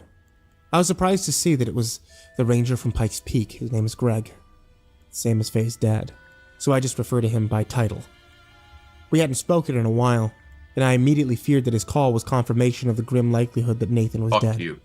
He skipped all pleasantries and said he'd better sit down. Again. What's up? A nauseous fear crept up my throat. How much longer is that left in the video, I shook by my the way? head and replied, "Just tell me. Just tell me." About 30 minutes. Static began to form around my peripheral vision, which happens. You doing horror stories Faye. again? Yep. Yeah, we're almost If done. it grows and covers my entire field of view, Alright, ping I'll me pass when you're on. done with the horror stories and I'll come back and chill. The ranger Okay. cleared his throat and tried to speak with composure, but I could hear in his voice that he'd been crying. He said, "We got a call from Nathan's relatives. Said he'd been missing for a few days. Thought he was camping out with his buddies, but none of them knew where he was." On my routine this morning, I dropped by Faye's folks' cabin. There was a long silence, which told me everything I needed to know, but then the ranger said more. "We got cops everywhere up here now. Whole mountain's shut down. They've got T-Way listed as a missing person, but now they're out hunting for a body. Like they mean it this time. Looking for a murderer too, but..." I interrupted him and demanded to know why. There was no way I could hide the frantic anxiety any longer. The ranger said something's happening up here, up at the cabin. They did something to him. I don't know how to tell you. He paused again, struggling to hold back tears. I crumpled to the floor while he spoke. The news singed every nerve in my body. Pain radiated from my stomach across every limb. My scalp tingled. The static grew in my vision. "I need to know," I said. The ranger insisted that the details were unnecessary, but I begged him. What I'm about to tell you is a paraphrasing of what the Rangers said. Some of this info might change as the Denver coroner performs an official autopsy, but this is what we know. The bathroom window of the cabin had been forced open from the outside, but also the front door was unlocked and slightly open when the Ranger arrived. The bedroom door was locked from the inside. It appeared Finally that two found people, Amy's weakness. one of them Horror named stories. Nathan, had been staying inside the cabin for 2 or 3 nights. Nathan's satellite phone was found inside, my number being the last one dialed. It was unclear whether Nathan was present at the cabin when we last spoke, when he promised he wouldn't go to the cabin. There was a buck knife jammed into one of the walls, and many unusual symbols and words had been carved all over the hallway, leading from the living room to the bedroom. There were words in Hopi, the language of Nathan's people, in Zuni, a language they did not speak. The words haven't yet been translated. There was a carving of a large dream catcher on the outside of the bedroom door. A non-lethal amount of blood spattered on the carpet and lower wall opposite of said door. On the inside of the bedroom door, there were small marks everywhere, as though someone had been pounding very hard on it. The ranger and sheriff speculated that Nathan sat on the floor in the hallway for several hours or perhaps an entire day. Someone was in the bedroom, but the door remained locked. It's possible that they had a long conversation. At no point was the electricity or heat functioning in the cabin because it had been shut off after I was rescued on my second visit. This meant that however long Nathan stayed, he remained in the dark in freezing weather each night. 2 pairs of tracks were found leaving the cabin, one from the bedroom window, the other from the front door, heading into the forest out back. The tracks joined together, indicating that 2 people walked side by side into the woods. Nathan's body was found by the ranger's dogs approximately a quarter mile in. Buried upside Poor down, Ranger. Lost both his friends. with his legs erupting from the soil at the nape. Upon exhumption, it was discovered that Nathan's face and scalp had been flayed or mutilated. There were deep lacerations in his back that appeared to be from claws and carvings on his arm that looked like self-inflicted. The unofficial cause of death, however, was suffocation. He had been buried alive. Oh, and everything in the cellar was gone. It was completely empty.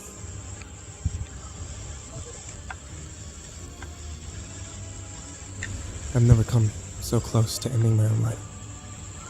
The guilt and horror I felt at hearing the ranger's words are still ineffable, so I won't bother trying to document them. Somehow I convinced myself that there would be a time for grieving in the future and even for acts of penance, but right now I need to focus on Faye. After all, she might end up like Nathan and T-Way if we didn't figure out what to do. A few days passed with no strange activity beyond a voice here and there. I was hesitant to let Faye sleep, for fear that she would dream of her little brother and give the imposter what it sought. But she explained to me her idea, plan to get rid of the creature once and for all. And for the first time in months, I actually felt a glimmer of hope. I kept drinking Nathan's tea after concluding that it was doing no discernible harm. And Faye spent the day furiously drawing, journaling, texting with her mom and sister. I called Angela, and the Shoshone woman requested that she come visit us with her hypnotist friend again to speak with Faye and to bless our new home. I also made a large donation that I could afford to T-Way and Nathan's community to help cover the cost of their funeral ceremonies. In my spare time in the evenings, I wrote a letter for both of them, and I intend to read it at their place of burial someday. Each night, Faye went to bed crying. She definitely entered some kind of mourning process, long delayed by years of denial, and I now bore witness to the lifelong impact of her loss. Never have I seen a human in so much pain. But Faye assured me that she would be alright, and I should have faith in her. I silently obliged because I trust her more than anyone in the world. She knows herself, and I put my faith in that. One night I snuck into the bedroom and retrieved Faye's drawings. She had produced several pictures of her own nightmares, of memories from her childhood, and of a young man that looked like her. I believe he's Christopher, at least. How Faye imagines he might look, had he survived and grown up. She wrote all kinds of things around the drawing, mostly detailed descriptions of the images, sometimes stories from when she was young, and wrote her brother's name dozens of times. She even drew a family portrait that included herself at age 5, holding a smiling baby.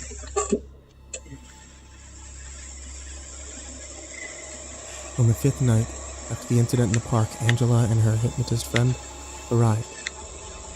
As I've mentioned before, I haven't given the hypnotist a name because I just don't want you to have to keep track of too many people. Faye informed our guests of what she believed she could do to get rid of the entity for good.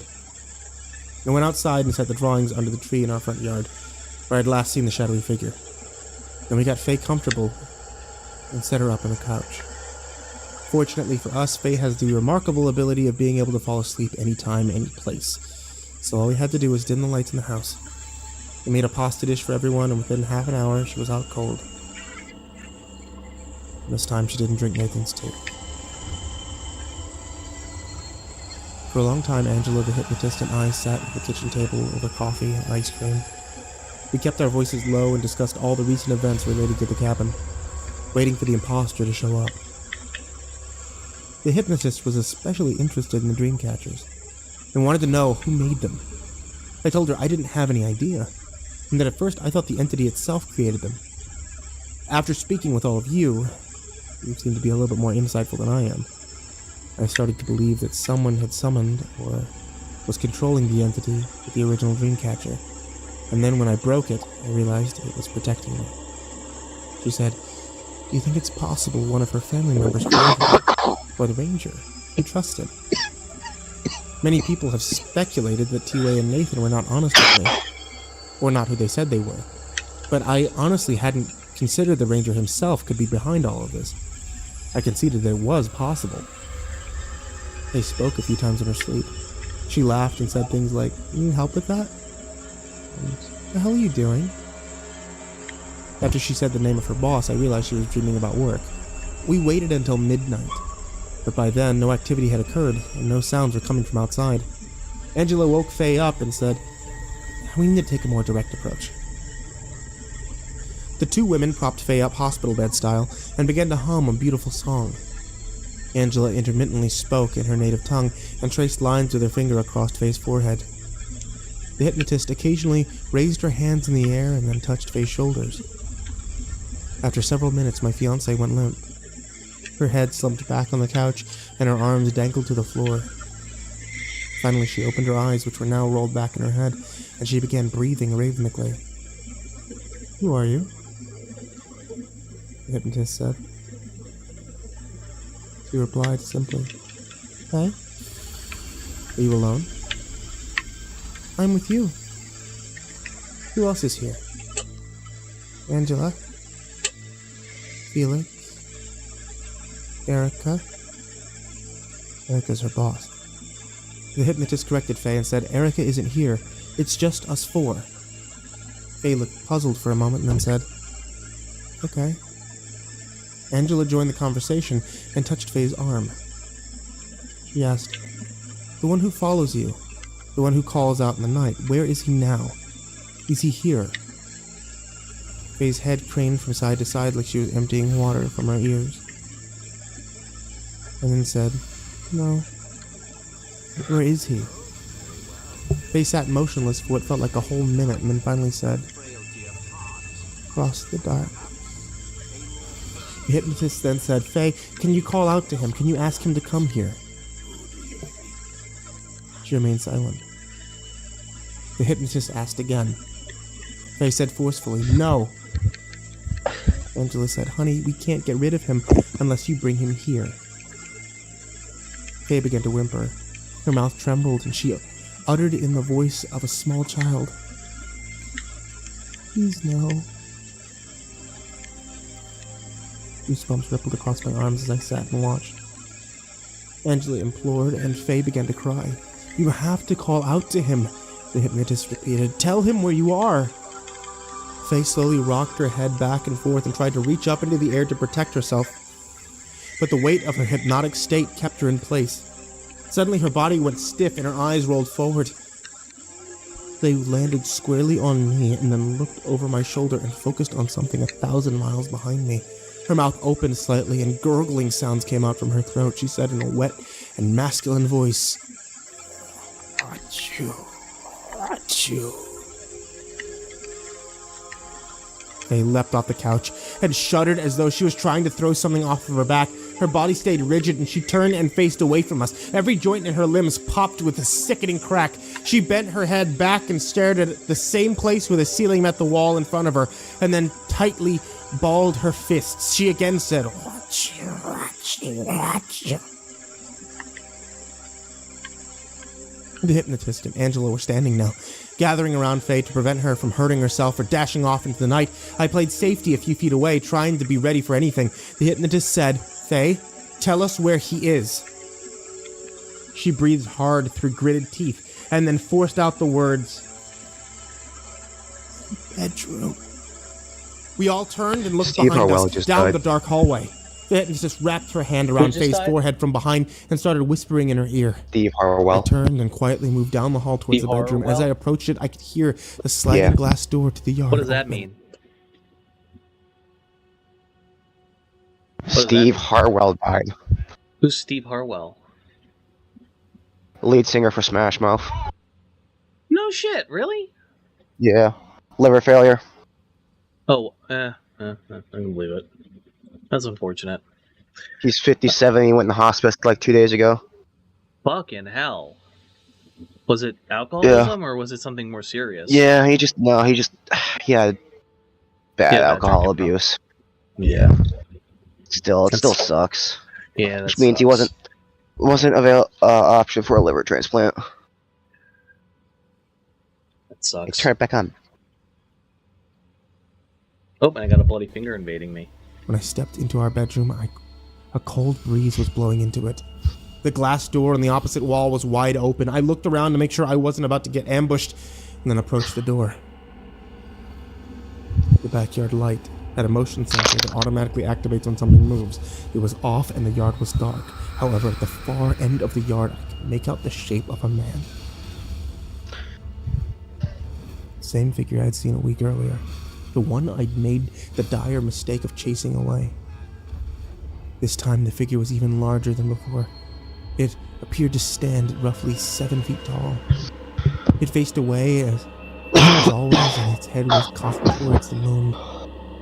Its hands lay pressed against its sides, fists balled, tightly clutching many pieces of paper, face drawing. I'm It dying growled. again. Oh my. I slid the door shut as fast as I could and I locked it and raced back to the living room. Faye was now sitting on the couch, head still craned up towards the ceiling with Angela and the hypnotist speaking to her. They implored her to wake up, but it seemed as though she was struggling to return. Outside, a voice howled. It sounded like a little girl crying out for her mother. Another voice erupted. Laura shouting, "Greg, we need to take her to a hospital!" They began to convulse, so the two women clutched her tightly and begged her to wake up. An infant began to shriek in the yard, and then it slowly moved down the side of the house to the front door. There was a loud, slow knock, followed by more voices. The knock repeated over and over, and Becca's voice called out from beyond the door. "Faye, where are you? Help me. Please. Help." At last, Faye sucked in a huge breath and leaned back on the couch. Her head returned to normal positions, and she stood up, frantically trying to collect herself. The pounding on the door grew louder, and the voices began to overlap as though several people were standing in front of our house, crying out into the night. She said breathlessly, "It's here," and looked at me. In Faye's eyes, I saw uncertainty and terror, mirrors of my own state, but then a look of conviction fell over her face. The fear seemed to evaporate right off of it. A man began to cry just outside the door.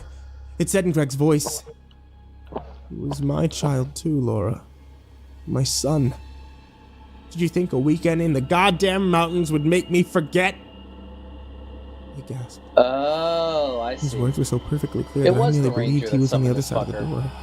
"Don't you fucking dare!" I don't know. I shouted. "Don't let her forget! Let her forget! This doesn't have What do to you be mean? her burden too." Who wasn't the Faye ranger? burst into tears and wobbled to the door. Oh, it was the dad? She rested her face against it No, and reached no one for the knows. knob. The shrieks of a baby echoed through the house, followed by the little Never girl really saying, said. "What's your name? Can I see you? It's Faye. Well, Faye." no, I like, watched my fiance hold on. collapse onto the floor in despair. Angela and the Hold on. What I was saying was I was thinking, like, I remember earlier on they said that it was the ranger, like maybe the ranger could have been could have summoned and controlled, could have summoned or controlled the thing or whatever, initially, and the reason and maybe you know, like the ranger has the same first name as his dad. He clarified earlier in the story that, hey, we don't say anything about, like, I just called him the ranger because he has the same name as my dad, and I didn't want to confuse anything. And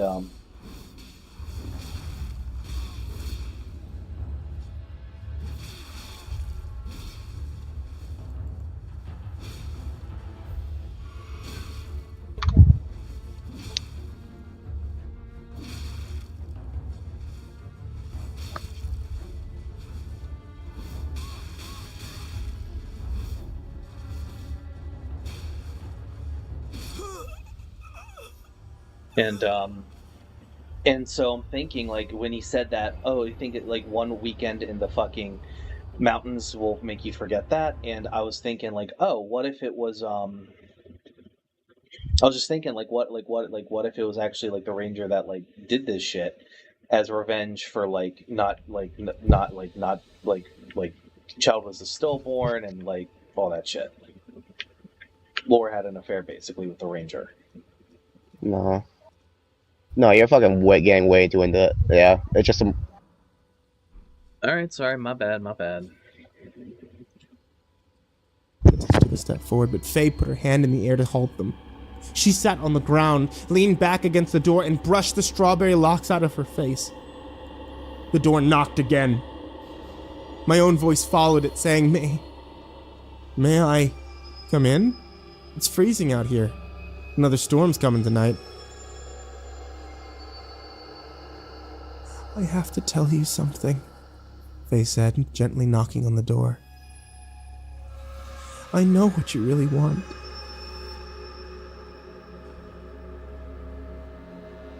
Our voices fell silent all at once, and only an uneven breathing remained.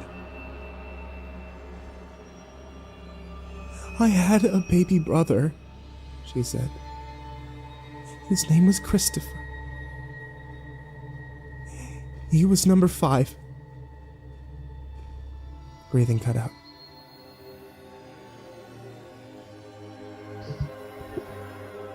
Faye knocked on the door again. After a minute, something knocked back.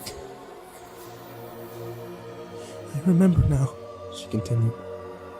I couldn't remember for years. I guess I didn't want to. It's easier for me to just pretend things never happened. Some kids make things exist. Friends, monsters, places. But I made Christopher not exist. That way I didn't have to lose him. His death was just make-believe. A long, slow scratching noise resounded through the door. The thing outside was dragging a claw against the wood, like it was drawing a picture. Faye put her palms to the door, feeling the weak vibrations of the scratching.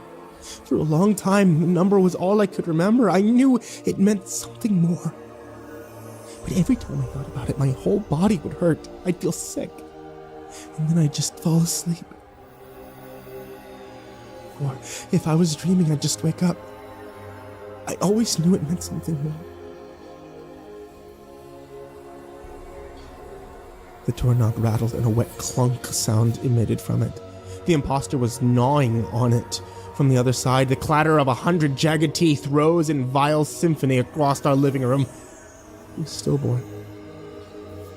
Do you know what that is? He died inside my mom. All this time, I've avoided burying Christopher. But you finally helped me realize why it's time I laid him to rest. Faye? Come hold him, a second voice called out. I don't get it. He falls asleep so fast when you've got him. You want her to be your new mommy, Caleb? The scratching noises persisted. Faye wiped tears out of her eyes and took a deep breath. Now you know everything. I wanted you to know. A chorus of voices ran out into the night, an infant screaming, a toddler cried, Greg and Laura and Becca and T-Way and Nathan and the Ranger all spoke at once. Decades of pain washed through the door, words of anguish and sorrow, cries drowned out all other sounds in the room. Angela, the hypnotist, and I exchanged terrified glances, but Faye remained motionless at the door, staring up into my eyes. She didn't blink. The knocking on the door swelled into violent pounding. The entity used every possible trick it could. It tried to hit her right where the wounds were fresh. It tried to tear open the oldest scars, but Faye never budged. She held her ground emotionally and never took her eyes off of me. They were filled with knowing and calm, as if to say, enough. And the imposter got no response. It stomped from the front door to the nearby window. It towered over us and blocked out the moonlight that lit up the drapes. A huge shadow fell across Faye as she sat there, unmoved. Oh my, I growled. Faye's lips quivered, but she said nothing. A titanic scream erupted from the creature, and it slapped the glass with open palms. The sound shook our home and struck a lightning bolt of terror in the pit of my stomach, but Faye did not react. She didn't even flinch. Coward. Then the entity said something I didn't expect. Instead of assuming the voice of someone we knew, it spoke in several I didn't recognize. It spoke in only one labored sentence, but each word was uttered in a different tongue.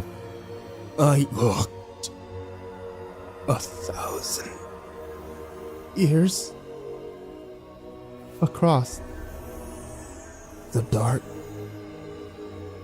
to find you.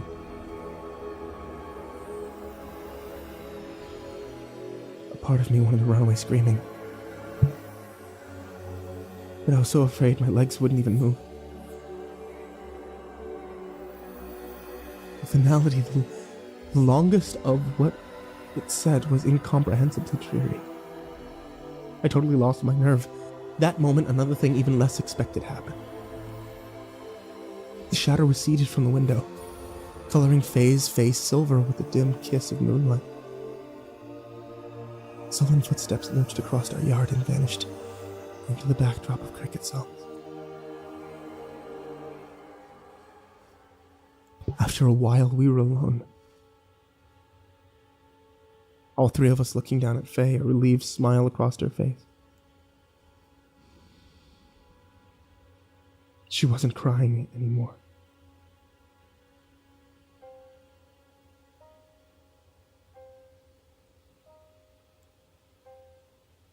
It's been several days since the imposter left. He returned once, only to sing the morose lullaby. Sol mi adu, I'm a naked soul. Mi adu. Faye slept through it entirely. I didn't mention it to her. My fiancée has been sleeping well since that night. She hasn't talked at all and certainly hasn't sleepwalked. In fact, she hasn't even really been tossing or turning like she normally does. It's as if a dreadful weight's been lifted from her shoulders. During the days, she cries. She cuddles with me and talks about her childhood. She Skypes with her mom and sister. And they cry too. I've shed many tears with her, and for her loss. But I understand now what she did. Faye never dreamed of Christopher, only of the number 5. As a child, she repressed the memory and pain of his loss and thus forgot about him. That number became the lockbox in which he was hidden. It was the coffin she buried him in, and she buried him so deep within herself that she couldn't even remember him in her nightmares. That's why the entity never fully understood what she was hiding. That's why it never gained full access to her. Faye's lifelong sleep disturbances were her mind's attempts at keeping that welling pain repressed. But by talking in her sleep, she invited dark attention to herself. If you speak long enough into the void, something is bound to start listening. Someone or something heard Faye's pain and saw it as a weakness. It saw those cracks in her heart as a passage into her soul. And so it chose her. The imposter became transfixed with my fiancée not because she was an easy target, but because she was a monolithic puzzle box of torment, a challenge, a worthy opponent. I remarked early on in these stories that one of the things I love most about Faye is her intelligence. She has an artistic creativity that allows her to see things in ways that I do not. She realized that the imposter knew it could tug on her puppet strings by delving into the darkest parts of her mind. In all those hidden places, there were weapons to use against her.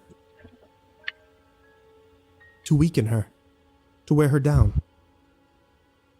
But instead of burying her secrets deeper, she unearthed them. She brought them into the light. By moving Christopher and the number that represented him from her subconscious into her waking thoughts, Faye unleashed a tidal wave of forgotten pain upon herself. But also she took away the imposter's power over her. She cut her own puppet strings. And now there was nothing left for the creature to grab onto. So it left.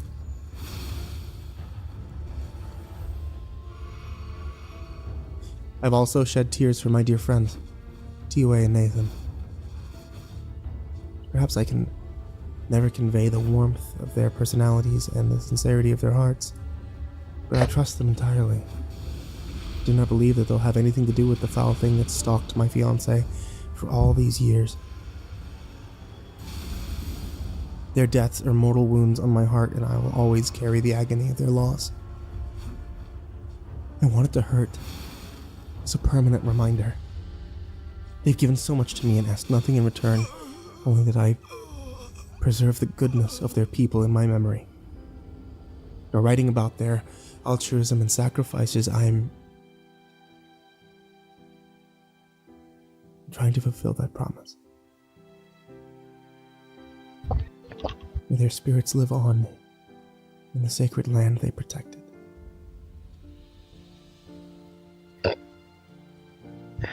We may never know for sure who built the dreamcatcher at the cabin, or the one in the trees outside my old home. Right now, I believe they were built by different people who live in Pikes Peak. Some of them want to protect fools like me who venture to the mountain without understanding its significance to the people who live there. Others perhaps wish to harm them. Maybe even Angela herself built one for us. Maybe you can't tell the person they're designed to protect, or else it doesn't work.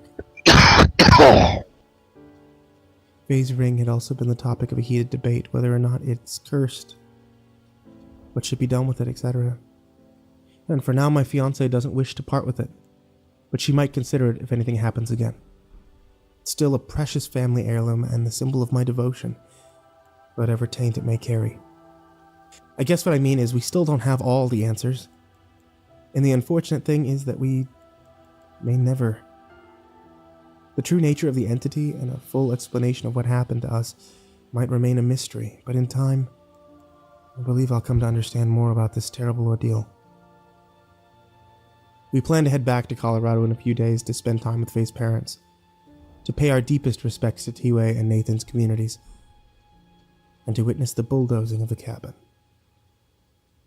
Whatever secrets it still hides, let them be buried deep beneath the rubble in the snow of decades to come. Thank you.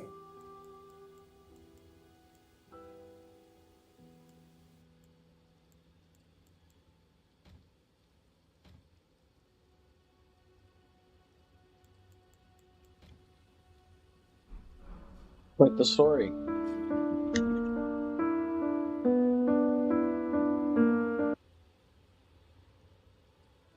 So, how was that? Yeah, that's fun. I like it. Nice. How you feeling? Yeah. Like shit. Still duh.